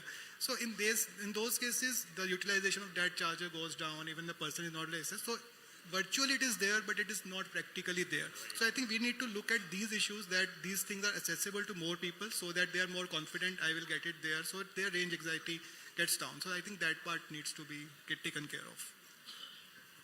So Mohit spoke about practicality. So let's have one very practical thing, very practical question. On one side, we have FAME India scheme as per its, what we call in business, budgetary outlay, the allocation part. And on the other hand, we have schemes on ground in terms of their realistic implementation. So do you think a lot needs to be done when it comes to convincing that end consumer who is for some reason or the other is not so willing to buy EV or transition towards EV? What needs to be done? What should be the top priority in terms of government? So, if you see from the government side, first is, he rightly pointed out that consumer incentive, consumer demand has to be generated. Price point he mentioned. Yes, at the right price point. And, when something is new, there's a change in the behavior which has to be pushed off. Plus the technological level at which we are for this new product, we cannot compete with, the who's who of, I'm talking about the China, at what price point they produce. So that's where the incentive comes into play. You may try to, lower the upfront cost, but in terms of the TCO, finally you have to see where the EV stands. Having said that, consumer demand was generated through the FAME schemes, which were the consumer-centric demand generation, demand side. The second was the manufacturing. As a pillars of yes. FAME 1. Yes, and FAME 2 also, of course. And the PME drive and the EMPS, everything is the consumer incentive. Second comes the manufacturing side, where the auto PLI and the ACC PLI is the one which targets almost 60 to 70% of the parts, right? ACC PLI says that within next 5 years, 60% of the material for the cell manufacturing has to be indigenized. It's a big ask. So minimum of anode or the cathode, at least one of these has to be localized, which is a big ask finally. So And has to be implemented on ground. yeah, exactly. And that's where we are seeing already 16 companies have already announced, and already inbuilt process is around 53 gigawatt hour. Pritesh is not here, otherwise he would have actually validated it also. This is on ground which is happening, right? The cell manufacturing, which is around 30 to 35% of the entire vehicle cost. And currently almost 100% of the lithium-ion battery cells are being imported from one or the two countries per se. So I think from that perspective, manufacturing plus the incentive, that work from the government side has been done. Now it comes to the other side also, the testing, the financial incentives, plus the financing part, wherein not only the industry, so he talked about the buyback, the resale value. The resale value, how the customer will have, the confidence when the OEMs are going to give the, the things like buyback warranty, the unlimited warranty, or 8 years and 160,000 kilometers, which we right now see in almost all the four-wheeler OEMs are giving the warranty. These type of warranties actually help the consumer to decide, okay, this product, yeah. So the buyback, all those things also helps to gain the resale values and all. I think those are the points which needs to be done. The financing is one thing which definitely has to be touched upon. Nothing has been done till now for the recycling and the refurbishing both the sites. And we talk about the raw material, critical minerals. That is also the one area which remains untouched. Okay, so again, intent versus implementation. I think that's the key question. We want to encourage EVs, but we have a lopsided GST structure. For example, 5% on the EV, but 18% on the battery, for which then we are giving subsidy. It's as per battery kilowatt. So I think it would be simpler if the GST on batteries was to be reduced. And, if there's 5% on the EV, then it should be 5% on the parts supplied for the EV as well. So I think that's one gray area that needs to be addressed and put it out there. And at the end of the day, we talk a lot about demand generation and everything like that. I think for the consumer, it has to be as easy as owning an ICE vehicle. Easier said than done, because ICE technology and the ICE infrastructure has been around for hundreds of years, right? So that's where I said the policy and regulation and encouragement. So let's go for the soft targets. Let's say last mile connectivity has to be this emission. Now, whatever fuel meets that, whichever industry can do, whether it's EV or whatever, does that. Second, let's talk about delivery fleets. I mean, if I'm not mistaken, and maybe he can correct me, 72% of India is two-wheelers, right? A huge amount of that is used now in commercial logistics and food delivery and all of that. These are easy because it makes so much sense for them commercially also, because they're running more kilometers to recover their investment faster. So let's mandate fleet conversion to whatever, EV or an emission target. Say zero emission, okay, that's it, right? And the ownership has to be as easy and as seamless as it is for an ICE vehicle. And whether that means insurance, whether that means finance. Finance, we spoke to a lot of financiers at SMEV as well. And their biggest problem was the reliability of the vehicles that were being produced, because 90% of people were importing their kits from China with, just assembling them and throwing them out in the market. That's not, and still taking false subsidies or whatever. Yeah, this has killed the industry. The financer is not going to finance when he sees a risk in financing it. So we may say we are cost sensitive, we are this, we are that, but cost sensitivity doesn't mean we produce product which is, going to die in 2 years. The finance is not going to finance. So I think it's very clear, simple encouragement, mandating of the low-hanging fruits, especially in cities with population of XYZ. We're seeing what we are breathing today. And lastly, industry needs to produce something as seamless as an ICE vehicle. It's as simple as that. I again do agree with what Akshay said. Few days back, we were reading in newspapers about a two-wheeler manufacturer, the kind of mess that they had created. Same, another fleet operator, a few of the fleet operators which bought vehicles 3-4 years back, now the vehicle has run some 1 lakh kilometer. There is a challenge in terms of battery change. If they change the battery at today's cost, the technology is not there. There is not enough support. These are practical challenges. The practical challenges. So probably there needs to be a strong regulatory framework around that also, that if the product, this kind of product has a life cycle of 8 to 10 years, then there has to be a clarity on the cost support or how long the OEMs will support these products. Because otherwise a consumer or an operator or a fleet operator buys this kind of a vehicle, and if the vehicle doesn't last the enough period, then the entire business model goes for a toss. That only, that these kind of problems will never promote the industry. When he has an option to, buy a established product line, then why should he invest in a product line which is so risky? Mohit? Yes, I believe that the essence of government's investment or funding should be where there should be maximum impact.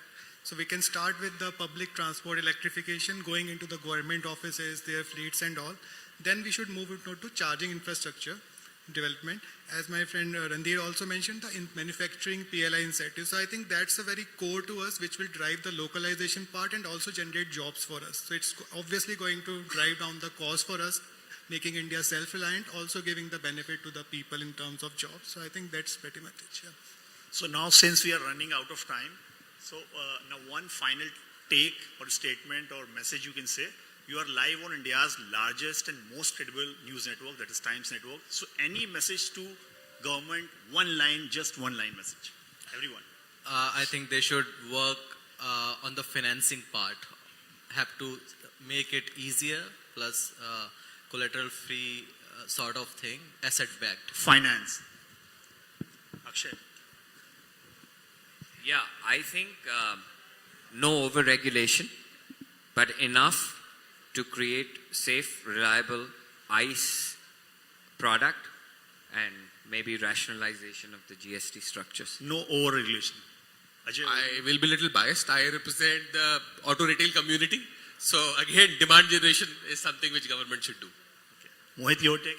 I believe it will be a proactiveness in creating some roadmaps, as we will also see hydrogen and other fuels coming. So it's very good to create a roadmap in advance so that people know what we are making, some guidelines that can be set up. Okay. Thank you so much. Thanks to all the panelists for your valuable insights. I think we had a great discussion on EV, FAME and other subsidies and other elements.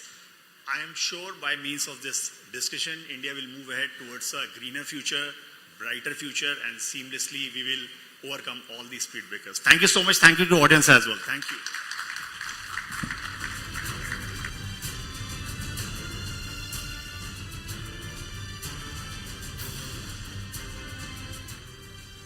A big thank you to all the panelists for sharing their insights on policy and financial incentives that are needed to give the required push to green mobility. And thank you so much, Prashant, for bringing the best out of the panels.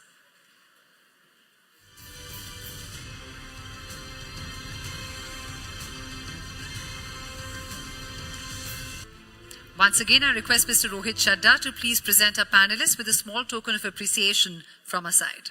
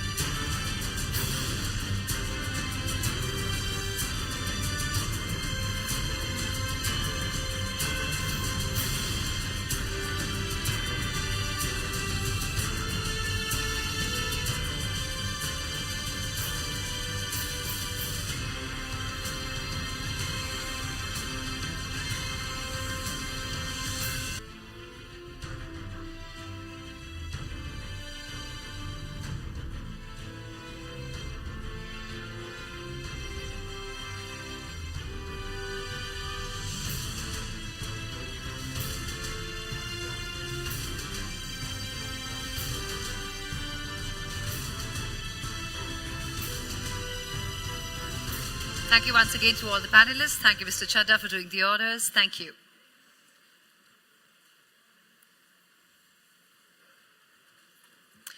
Before we move on to the final session of this evening, ladies and gentlemen, once again, we would like to extend our gratitude towards our sponsors, our technology partner, Digit.in, our wellness partner, healthandme.com, education partner, Bennett University, West Outdoor partner, Bright Outdoor Media Limited, North Outdoor partner, Heights, and Smart Initiative Influence partner, Radio City. As we continue this enriching journey at the Times Drive Green Conclave and Awards 2024, it's time to dive into the much talked about electric vehicle related session, which is all about the key challenges and the opportunities ahead. Now, electric vehicles or EVs are no longer a vision of distant future. They are here and they are transforming the way we think about transportation.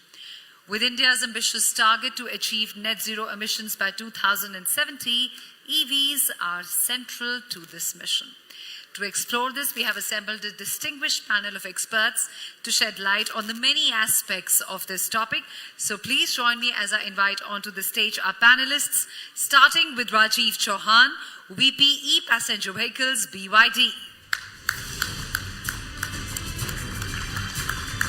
Thank you, Mr. Chauhan, for joining us. Please keep the applause going as I invite onto the stage Shailesh Hazela, CEO and MD of Stellantis India. And we're very glad to have amongst us Satinder Singh Bajwa, Chief Commercial Officer, JSW NG Motor India. Thank you, Mr. Bajwa, for joining us this evening. And to moderate this session, ladies and gentlemen, let's welcome the Associate Editor of Times Drive, Ankur Taneja, onto the stage. Ankur, the stage is yours. Looking forward to an exciting conversation. Good evening, everyone. It's my pleasure to welcome you all to the Times Drive Green Conclave and Awards 2024. Now, when we think about EVs, talk about EVs, on one side there are challenges, but on the other side, I also believe that there are immense opportunities that are there in this sector. And इसी विषय पर आज हम बात करेंगे, and that is what the topic for this discussion is, that what are the challenges and the opportunities that are there in this sector. And for that, we have our panelists with us, Mr. Rajiv Chauhan from BYD India, Mr. Shailesh Hazela from Stellantis India, and Mr. Satinder Singh Bajwa from JSW MG Motors India. Thank you, sir, so much for joining us. So let's start with the discussion. And सबसे पहले अगर मैं बात करूं, so challenges से हम शुरुआत करते हैं तो EV adoption को लेकर अगर बात करें, एक हद तक बड़ा है. There are more consumers that are moving towards EV. But do you think that there are still challenges in that area जो consumers electric vehicles की तरफ अभी नहीं आ रहे हैं? तो what do you think are the challenges in that area? You can start with Rajiv. Okay. Can you hear me all right? Okay. I think we can. So, of course, there are challenges. The statistics show that that we are roughly around 2.5% as far as electric passenger cars are concerned. If this has not, happened in last 5 years, I think we are taking this journey and we have reached only till this point. So the challenges are definitely existing. But I think there was a good discussion in the previous two, forums. So there, the biggest challenge which I foresee is that, there are segments. There is segments of commercial vehicles. Then we've spoken about three-wheelers. We've spoken about two-wheelers, and then there are cars. So the adoption rate in all these four segments is lying at different stages. The biggest challenge is the consumers' acceptance. Consumers को जिस दिन benefit समझ में आ गया, that will be the time when this, this adoption rate would really multiply and very, very fast. So three-wheelers is a prime example. I mean, more than 50%, the consumers are getting that benefit, and they have understood how beneficial this is. So the challenge is basically the government is doing its job. India is a diverse country. It's not simple. It's complex. But as soon as we are able to, give that super benefit to the consumer. I think that challenge the whole industry and government has to crack. Only then this adoption in the electric cars can. We'll come to policy also in the later part of this discussion. Shailesh, you can say your insights on this. Yeah, in my view, there are three elements when it comes to India on most of the things. The first is it has to make sense to customer about cost of acquisition. Second is range anxiety, which is still not taken out. And earlier panel were talking about having so many chargers but unutilized, etc. So that is still a big issue, not only in India but across all. And third, when it comes to India, we are the country where we don't throw a bucket without utilizing it live. So resale value comes to the real fact. So these are the three elements which we need to work. Bring EV at a cost of ICE, so that customer is picking up. Second, range anxiety should not be there in the mind. It has to be similar to the ICE, where government policy, government encouragement, like earlier panelists said, how government can encourage, similar to petrol pump, or charging stations across all the India, where range anxiety can be taken care. And obviously resale value, because 8 years, 5 years, what will happen to that battery? There are obviously very good suggestions which are there. We can use battery for energy storage, data center, etc. But it needs to come as a policy, which has to come as an encouragement for the industry to adopt quicker and customer to take that pull rather than push from all the other angle. Thank you. Stender, if you can. Yeah, I think both the panelists have already spoken about it. So, frankly, if you ask me, I say there are 5 big challenges which are actually holding consumers from EV adoption today, especially, and I'm referring to passenger vehicles. So I think first one, as Shailesh mentioned, definitely the price parity between an ICE and electric vehicle is a cause of concern. Second, while range anxiety is there, but let me tell you one thing, range anxiety for a consumer is more in mind. Because if you look at some of the data, 80-85% of the consumers, they charge the electric vehicle at their residence. So while it is there, but I think it's more in the mind, I would say. The third is the worry about the battery. See, in an ICE vehicle, consumer knows if something goes wrong with the engine, something will happen, he will get it repaired, and there is a solution to it. For a battery of a new energy vehicle, which is almost costing almost 40-45% of the total cost of the vehicle, if something goes wrong and if a manufacturer doesn't give that comfort to consumer, there is a big challenge. Fourth, Shailesh talked about it, but let's understand the fact Indian consumer is very mindful when he's spending money on a four-wheeler. He is very mindful of the resale value. Because in India, we have typically 4 or 5 years life cycle where we change the vehicle after 4 or 5 years. Consumer changes. So obviously the resale value has to be good. Now here the problem is, if you look at the ICE vehicles, the ecosystem of ICE vehicles is well established for the last 30-40 years now. Whereas ecosystem for a EV does not exist today. So there is an anxiety in the mind of a consumer. And of course, if you look at it, the charging infrastructures. While we say the charging infrastructure today exists in the country, but I'm sorry to say, but many of the places, if you see that the chargers which are installed, they are not in a condition, they don't even work, right? Most of the places you'll find that you're not even able to identify that if there is a charger put in that particular place. So I think these are 4 or 5 big challenges that I see today towards EV adoption. Now you're talking about the infrastructure part. So what do you think that in terms of infrastructure that needs to be done to make consumers think about, take EVs more seriously? And because government is also pushing it, manufacturers are also coming up with new products. So what do you think in terms of infrastructure needs to be done, and how do you see that it's going forward in coming 5 years? What changes can we see in this area?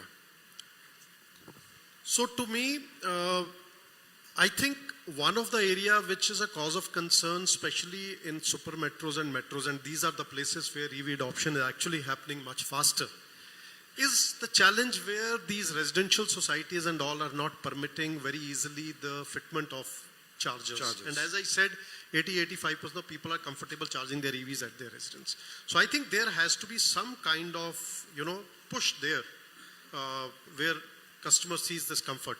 And as I think one of the earlier panel members also mentioned that where you're going for your work, if you are able to install chargers, public locations, if you are able to install chargers, that will really be helpful going forward. And I think I must commend that some of the new initiatives the government is putting in place. And I was really surprised some of the new highways that are coming up now. At every 30-40 kilometers, there is a charging infrastructure which is coming up. So I don't think going forward next 4 or 5 years, charging infrastructure is going to be that big a problem. There are two reasons. One, you will have technology, you will have vehicles which will have much better range going forward. So there's a lot happening on the battery technology.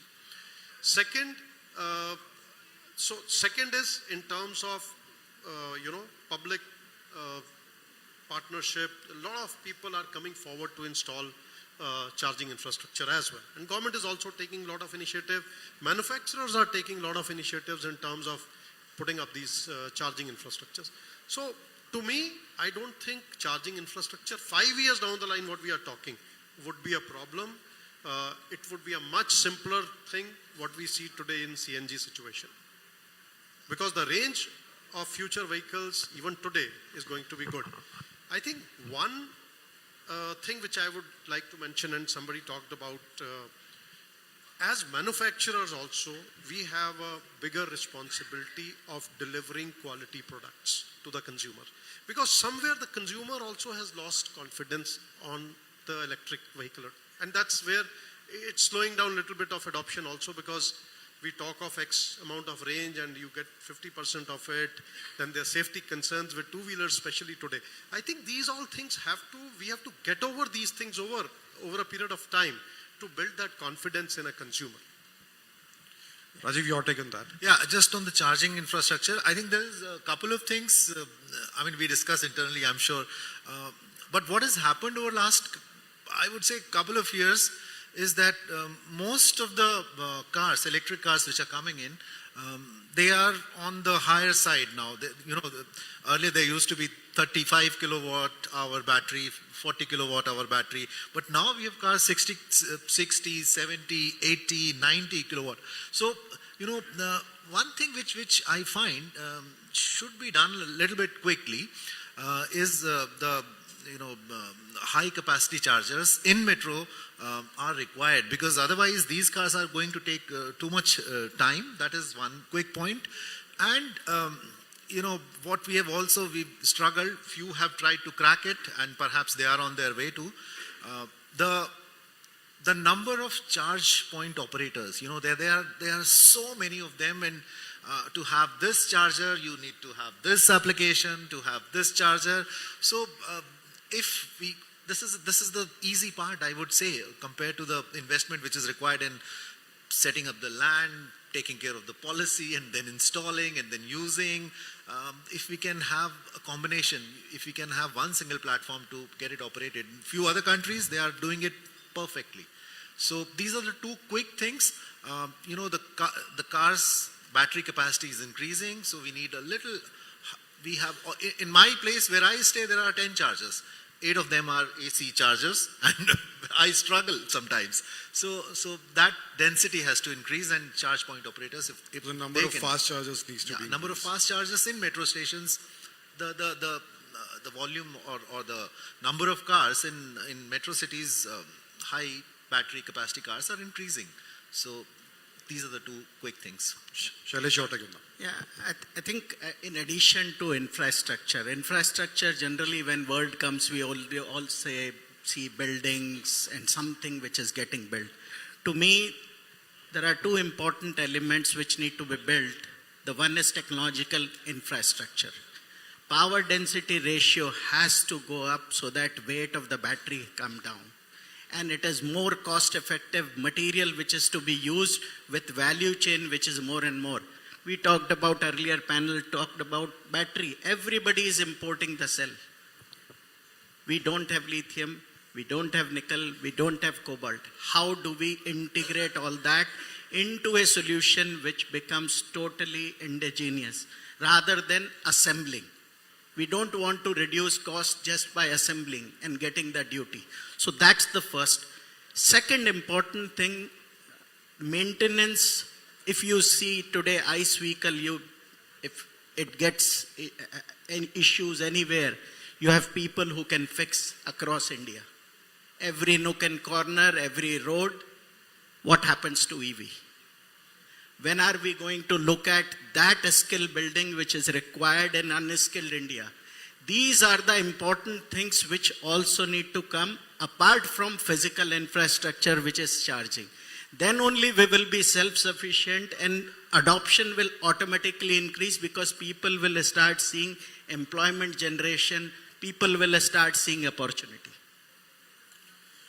Now, when we talk about infrastructure development, there has to be a good policy behind it. So policy-wise, if we talk about what do you think that needs to be changed or what do you think is working out in the current scenario? So your take on both the questions. I mean, basically a quick point, and it was a great point made by in the earlier conversation. You put us third, and all the discussion and all the points came in number one and number two discussions. So the point which I pick up and I reiterate,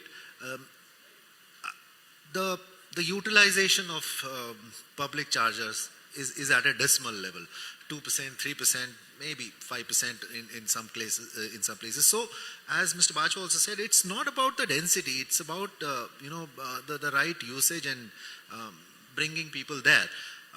Many of these chargers are not working. Okay, answer to your question that what can be done, besides this, is that to really run a charger, to set up a charger is a very, very tedious task in India. So the regulations around setting up the charging business is pretty complex. The chargers are not very, very complex in terms of technology. These are available, this technology is available in India. But to set up that is something which is really a task. So the regulations, if they can be simplified, that would do the job for the short term. Shailesh, policy-wise, if you can. I think policy-wise, we need to look at it what works for consumer. It can't be built what works for something else. It has to be consumer-oriented. And like Minister said, Honorable Minister, that waste has to be converted into opportunity. That's where it needs to be looked at every element. How do we build infrastructure? How do we build charging stations? How do we create opportunity if I have a street, there are 2 houses which have charging station. If cars are parked in the street in the night, 2 houses can give and earn money. That is what needs to be seen, because when people will start making money out of it, people will adopt this very quickly, very easy, and this is what is needed in terms of policy. The way petrol pump has been forced, allocated, run, now it is managed very well.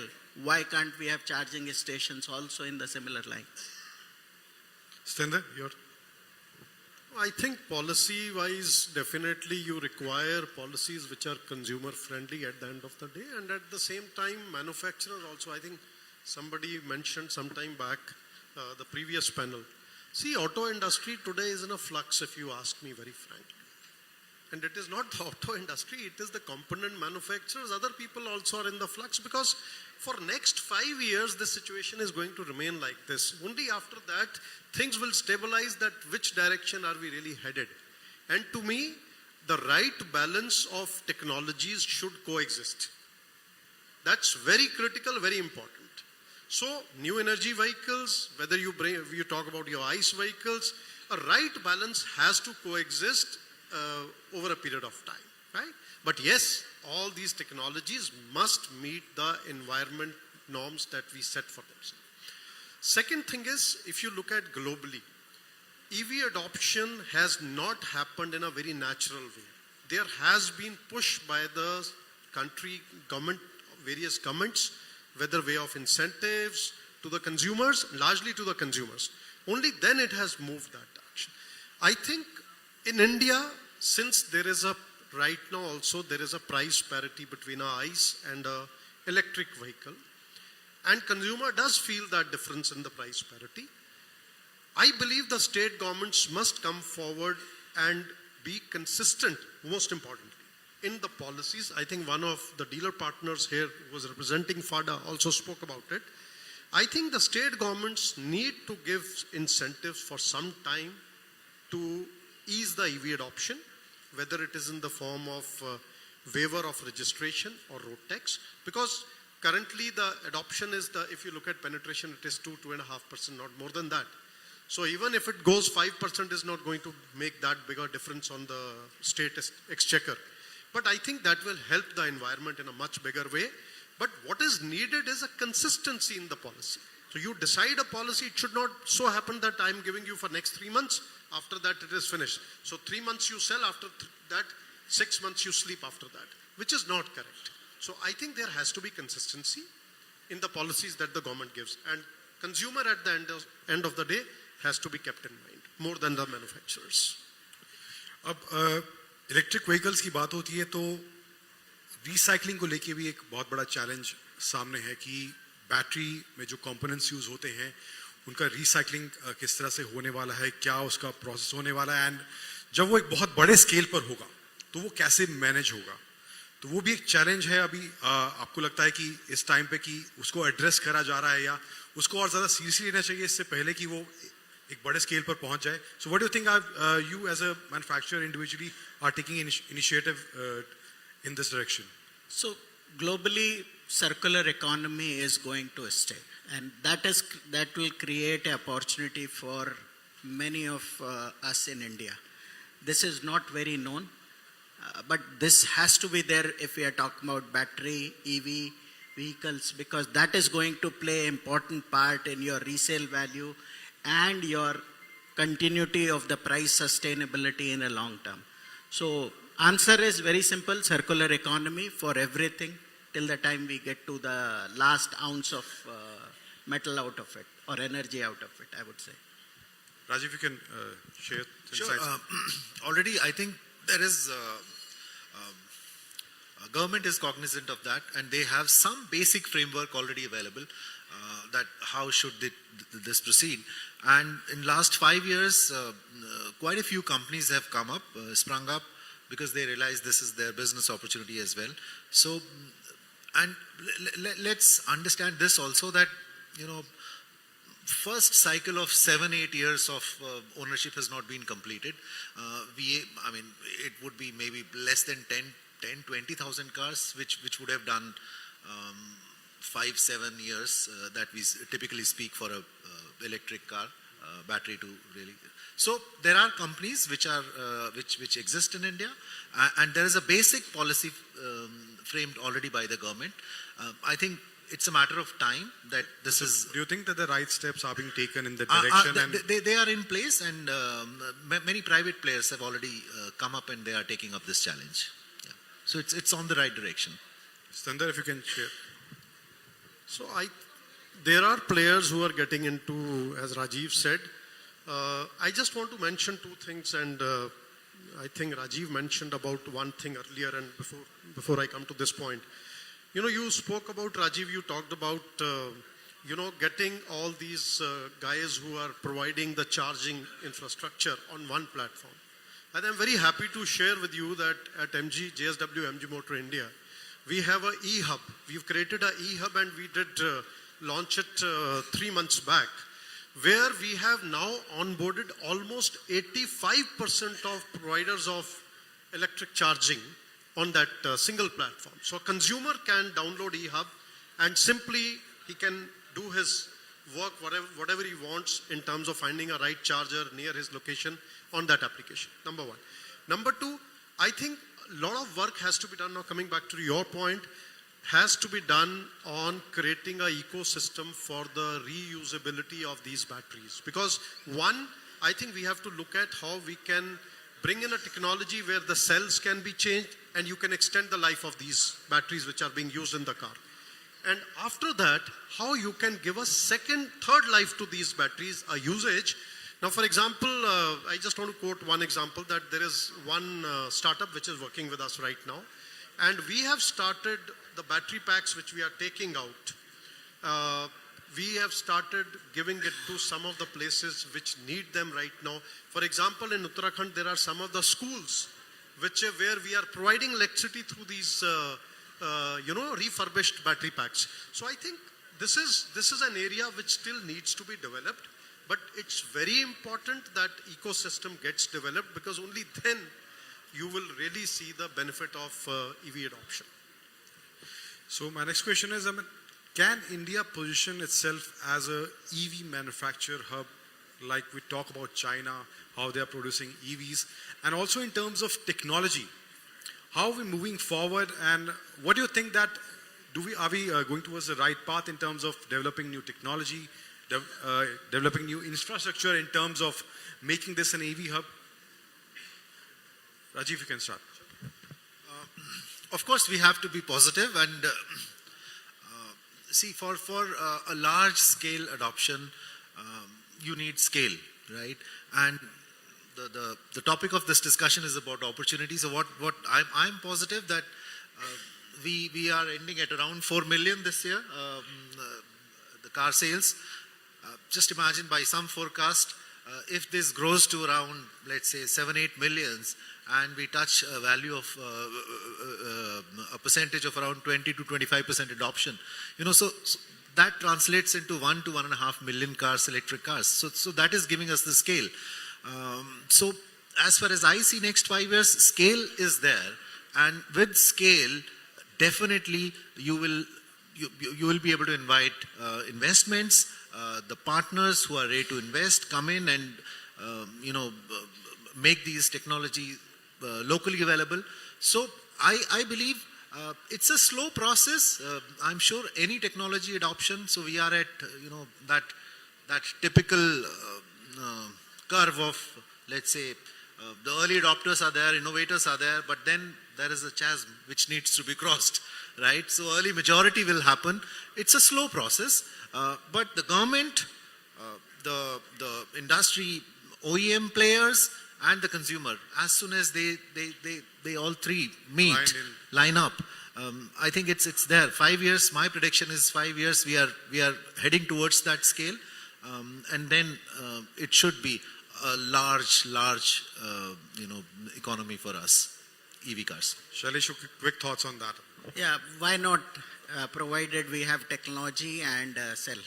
These are the only two. All other component supplier have got all technology, whether it is e-motors or AC-DC charging or cables, etc. We have everything because we have not reached to the right level of technology in terms of battery, hence technology and cell. Stender, quick take on that.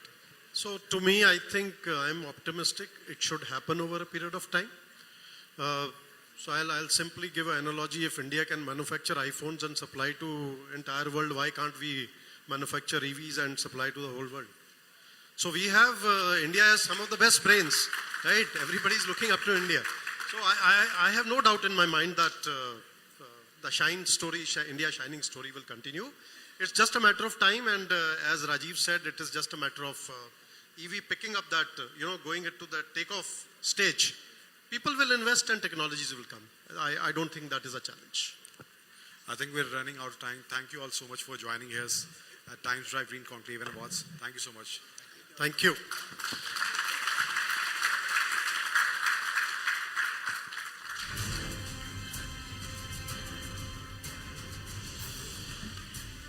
Lots of challenges highlighted out there that we all need to overcome to make EV adoption more widespread. Thank you for bringing the best out of this panel, Ankur, and a big thank you to all the panelists for sparing their time out of their schedule and being with us and adding immense value to this session and this evening.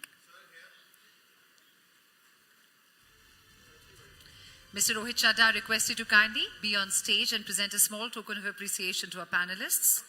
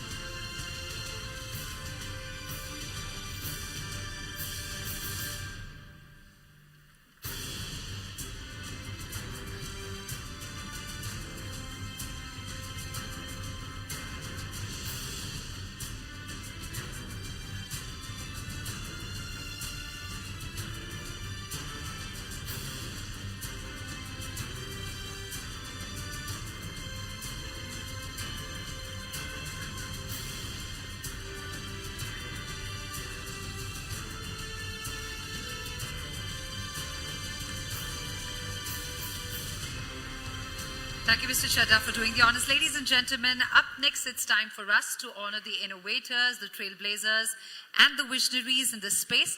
But before that, a request to all our guests who are still outside the hall to please join us back as we're about to get started with the rest of the awards ceremony.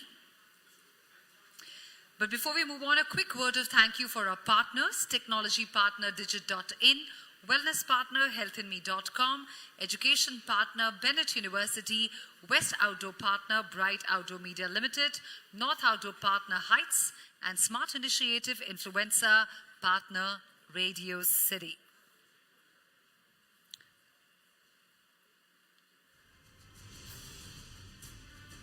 And as we quickly set the stage up for the felicitation ceremony that's coming next, let's just have a show of hands with the audience. How many of you have already gone the EV way? You're already using an EV vehicle?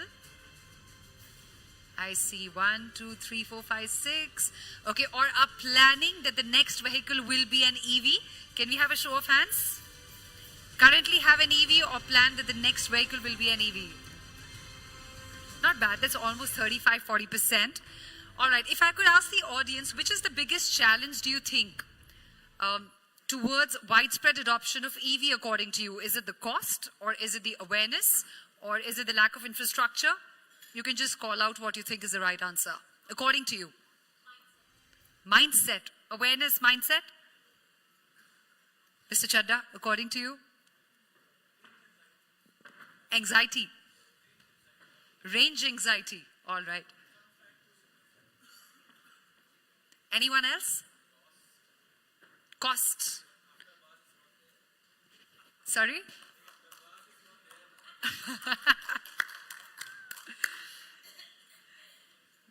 All right, I see the stage is set. Thank you for your responses, ladies and gentlemen. I would like to proceed now for the much-awaited segment.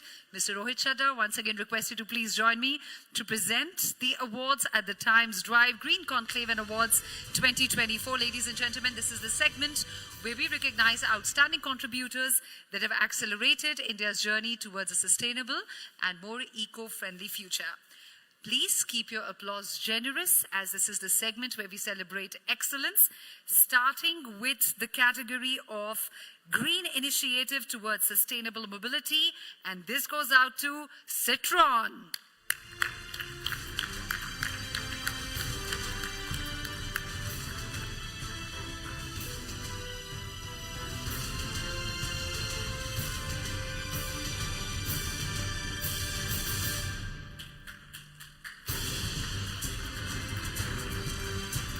Many congratulations, Citron, for backing Green Initiative towards sustainable mobility.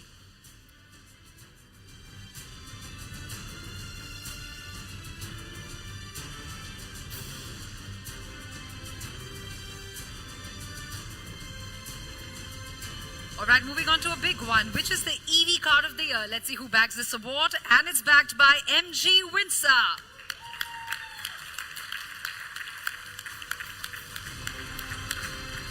Many congratulations to the MG team for winning the EV Car of the Year for MG Windsor.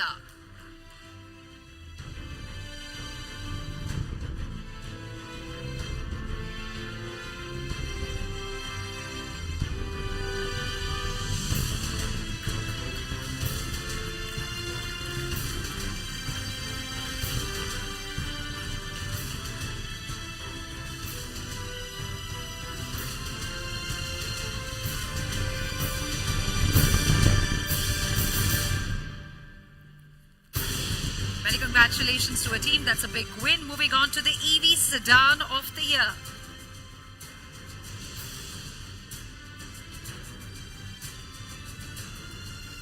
And the next category is EV Sedan of the Year. And the winner is BYD Seal.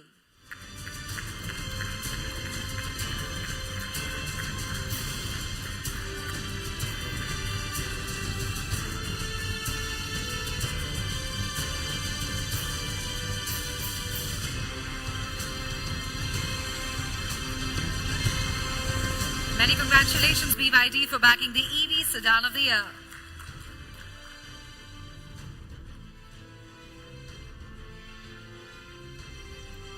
Up next, we have the Luxury EV Sedan of the Year category.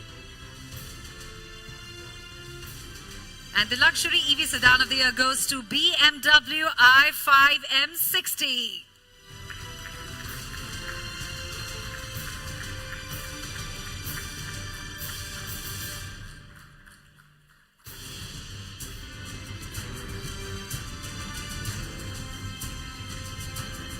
That's BMW backing the Luxury EV Sedan of the Year.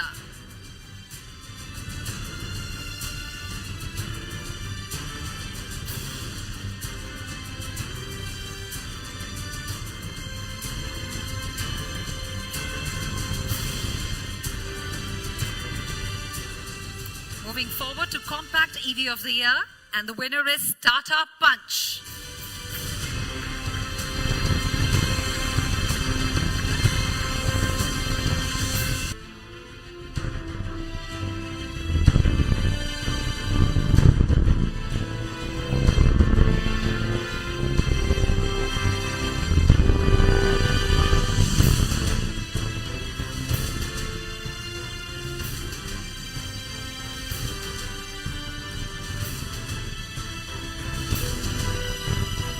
Many congratulations, Tata Punch, for bagging Compact EV of the Year. And up next is Best Design EV Two-Wheeler, and this one goes out to Oben Roar EZ.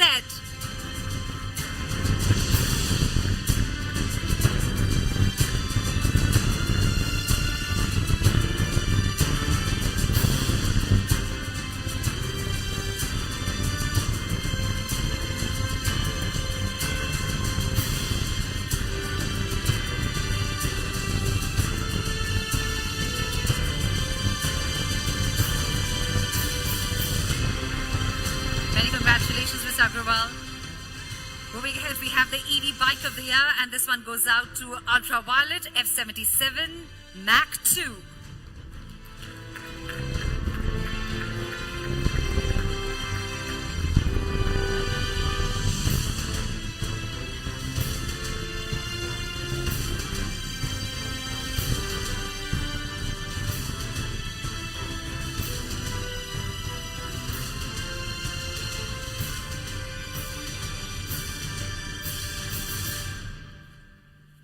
Up next, we have the category of Best User Experience in EV.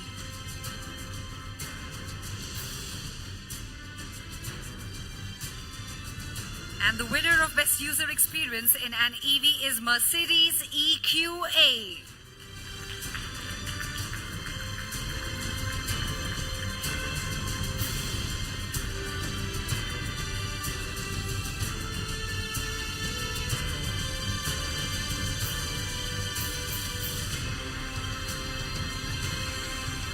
Many congratulations, Mercedes.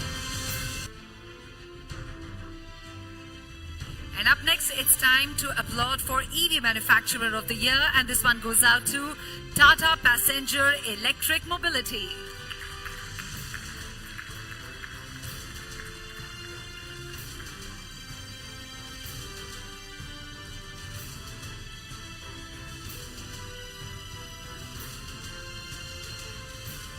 That's the second win for Tata in the evening. Many congratulations, Tata.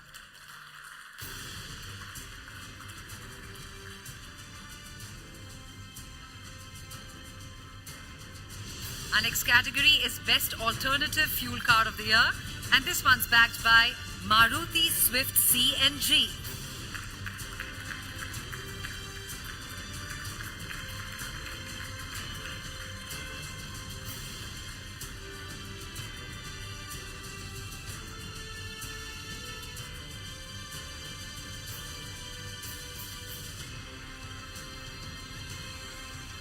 Many congratulations, Maruti, for backing the best alternative fuel card of the year. And moving on to best battery technology, the winner in the category is BYD.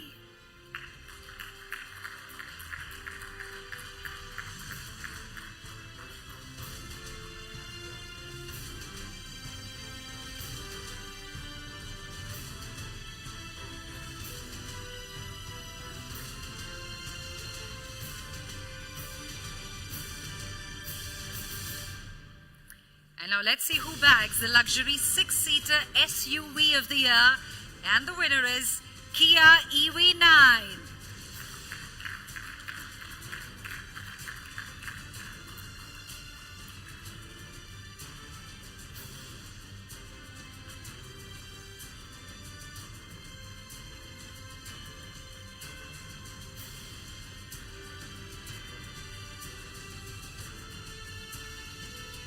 Many congratulations, Kia, for bagging luxury 6-seater SUV of the year.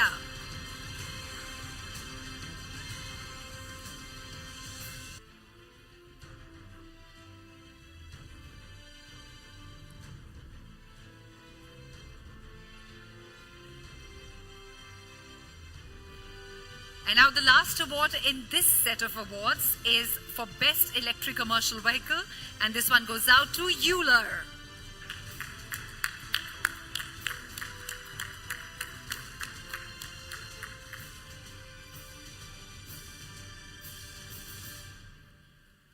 Do we have someone from Euler to take this? Mr. Chadda, I'm afraid not. We'll make sure this reaches them. Many congratulations to all the winners of this set. Thank you so much, Mr. Chadda, for doing the honors. Taking the ceremony forward, we would now like to request the editor of Times Drive, Ashish Masih, to please join me on stage.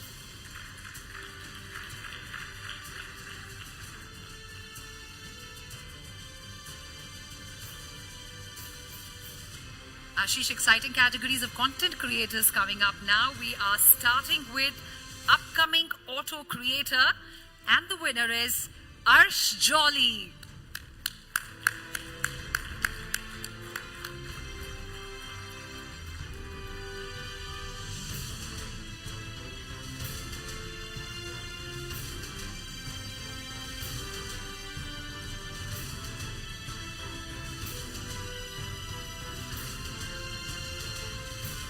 Many congratulations, Arsh. Ladies and gentlemen, I think we definitely need to rev up our engines, show some more energy, better applause. Thank you. Up next, we have popular auto creator in North, and this one's backed by All Hands Together for Dayakaran Singh Dhaliwal.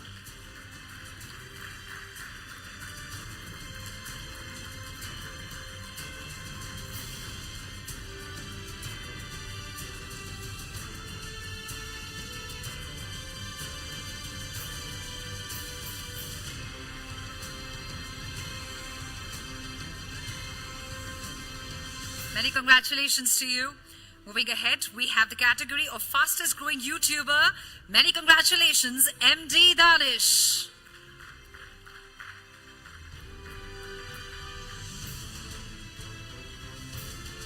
Do we have MD Danish here with us? I'm afraid not. We'll make sure this reaches him. Moving ahead to People Choice Award for Travel and Auto, and it's backed by Vikash Dayal.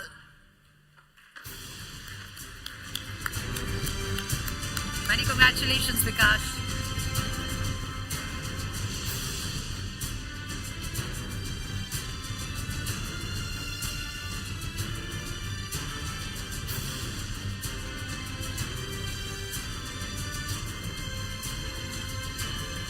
Our next category is Family Drive Content Creator, and the winner is Gagan Modi.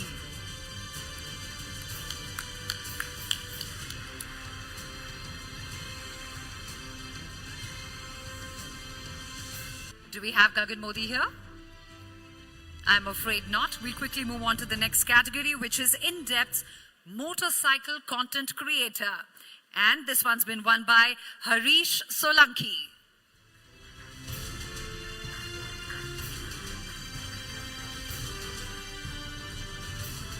Do we have Harish here?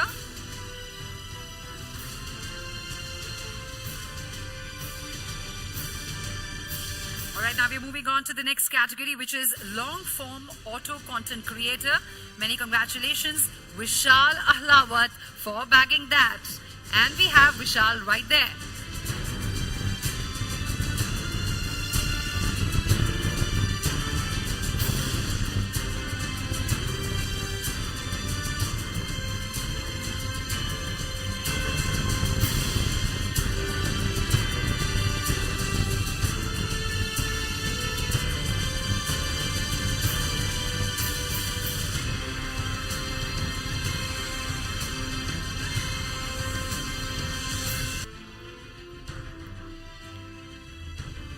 Many congratulations to you, Vishal. Moving ahead, please put your hands together as we announce the winner of Female Travel Creator on 2 Wheels.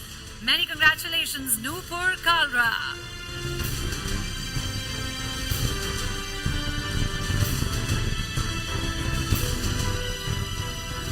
Do we have Noopur here with us? I'm afraid not. We're quickly moving on to the next one, which is driving tips and tricks creator. And this goes to Tushar Bhalla. And there we have Tushar with us.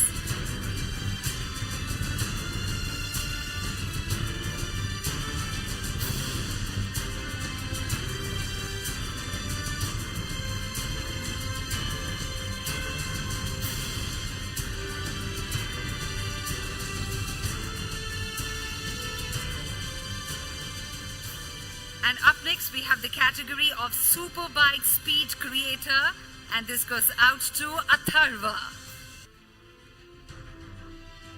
Do we have Atharva here with us?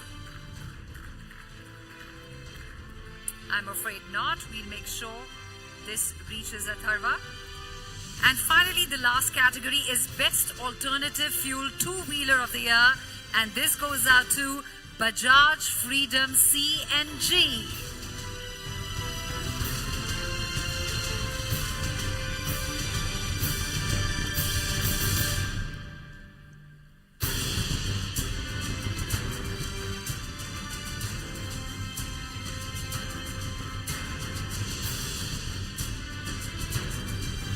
Thank you, Ashish, for doing the honors. I request you to kindly take your seats. Can I have a huge round of applause for all the winners of the awards at Times Drive Green Conclave and Awards 2024.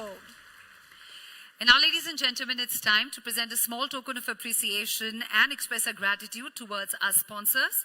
I request Mr. Rohit Chadda to please join me once again onto the stage. We would like to present a token of appreciation to West Out, a partner, Bright Outdoor Limited. West Outdoor partner, can we have the representative on stage, please?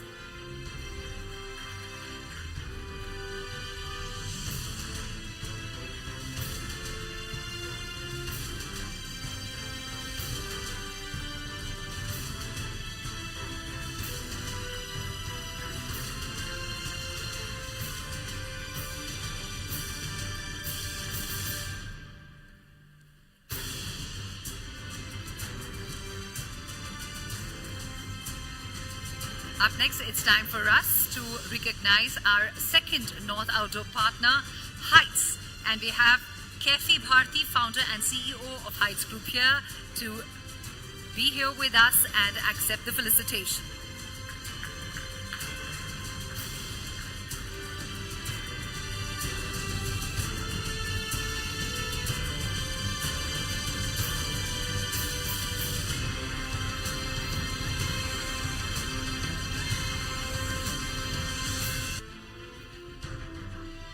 And finally, it's time to felicitate our Smart Initiative Influencer partner, Radio City.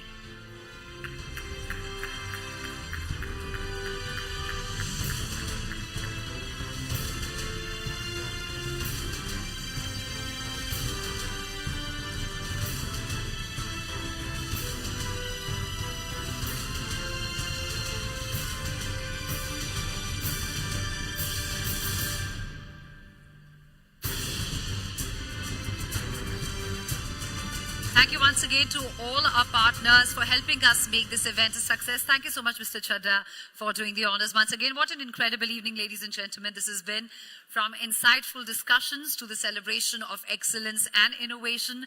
The Times Drive Green Conclave and Awards have truly been a testament to the progress and promise of India's automotive sector. As we now near the end of this remarkable event, it is time to hear the closing note from someone whose vision and leadership has been instrumental in making this initiative a success. Please join me as I welcome onto the stage Nishant Mogia, Head of Business Strategy, Times Drive, to deliver the closing address for this evening.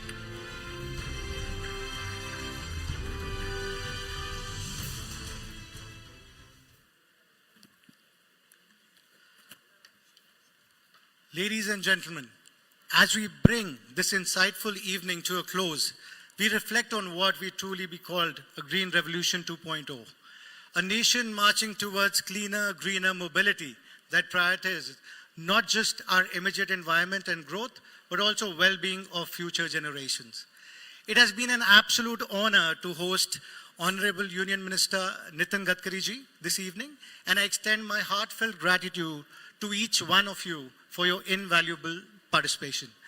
The panel discussions illuminated some of the pressing challenges faced by the industry, and I'm very confident that with continued efforts and even stronger focus, the government, along with all stakeholders, will drive India forward in its mission for clean mobility. Let us acknowledge that this journey has just begun. While many nations have set the pace in the clean mobility race, India has all the potential to catch up and surpass all. When the industry, government, the media unite, building a powerful narrative, all I can say is green mobility is achieved. There is no limit to what we can achieve. With collaboration and determination, I'm optimistic that within the next 3 to 5 years, India will set new global benchmarks in clean mobility. On this inspiring note, I invite you all to join us for cocktails and dinner. Stay connected with us through our timesdrive.in website and YouTube channels, Times Drive and Times Drive Green. Your engagement fuels this movement. We look forward to continuing the conversation. Thank you once again for being a part of this evening.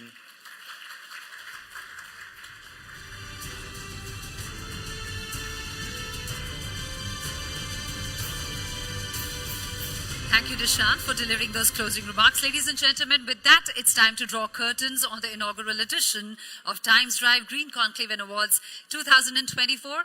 Let's make sure that the insights that we learned today, we carry them forward and together work for a greener future.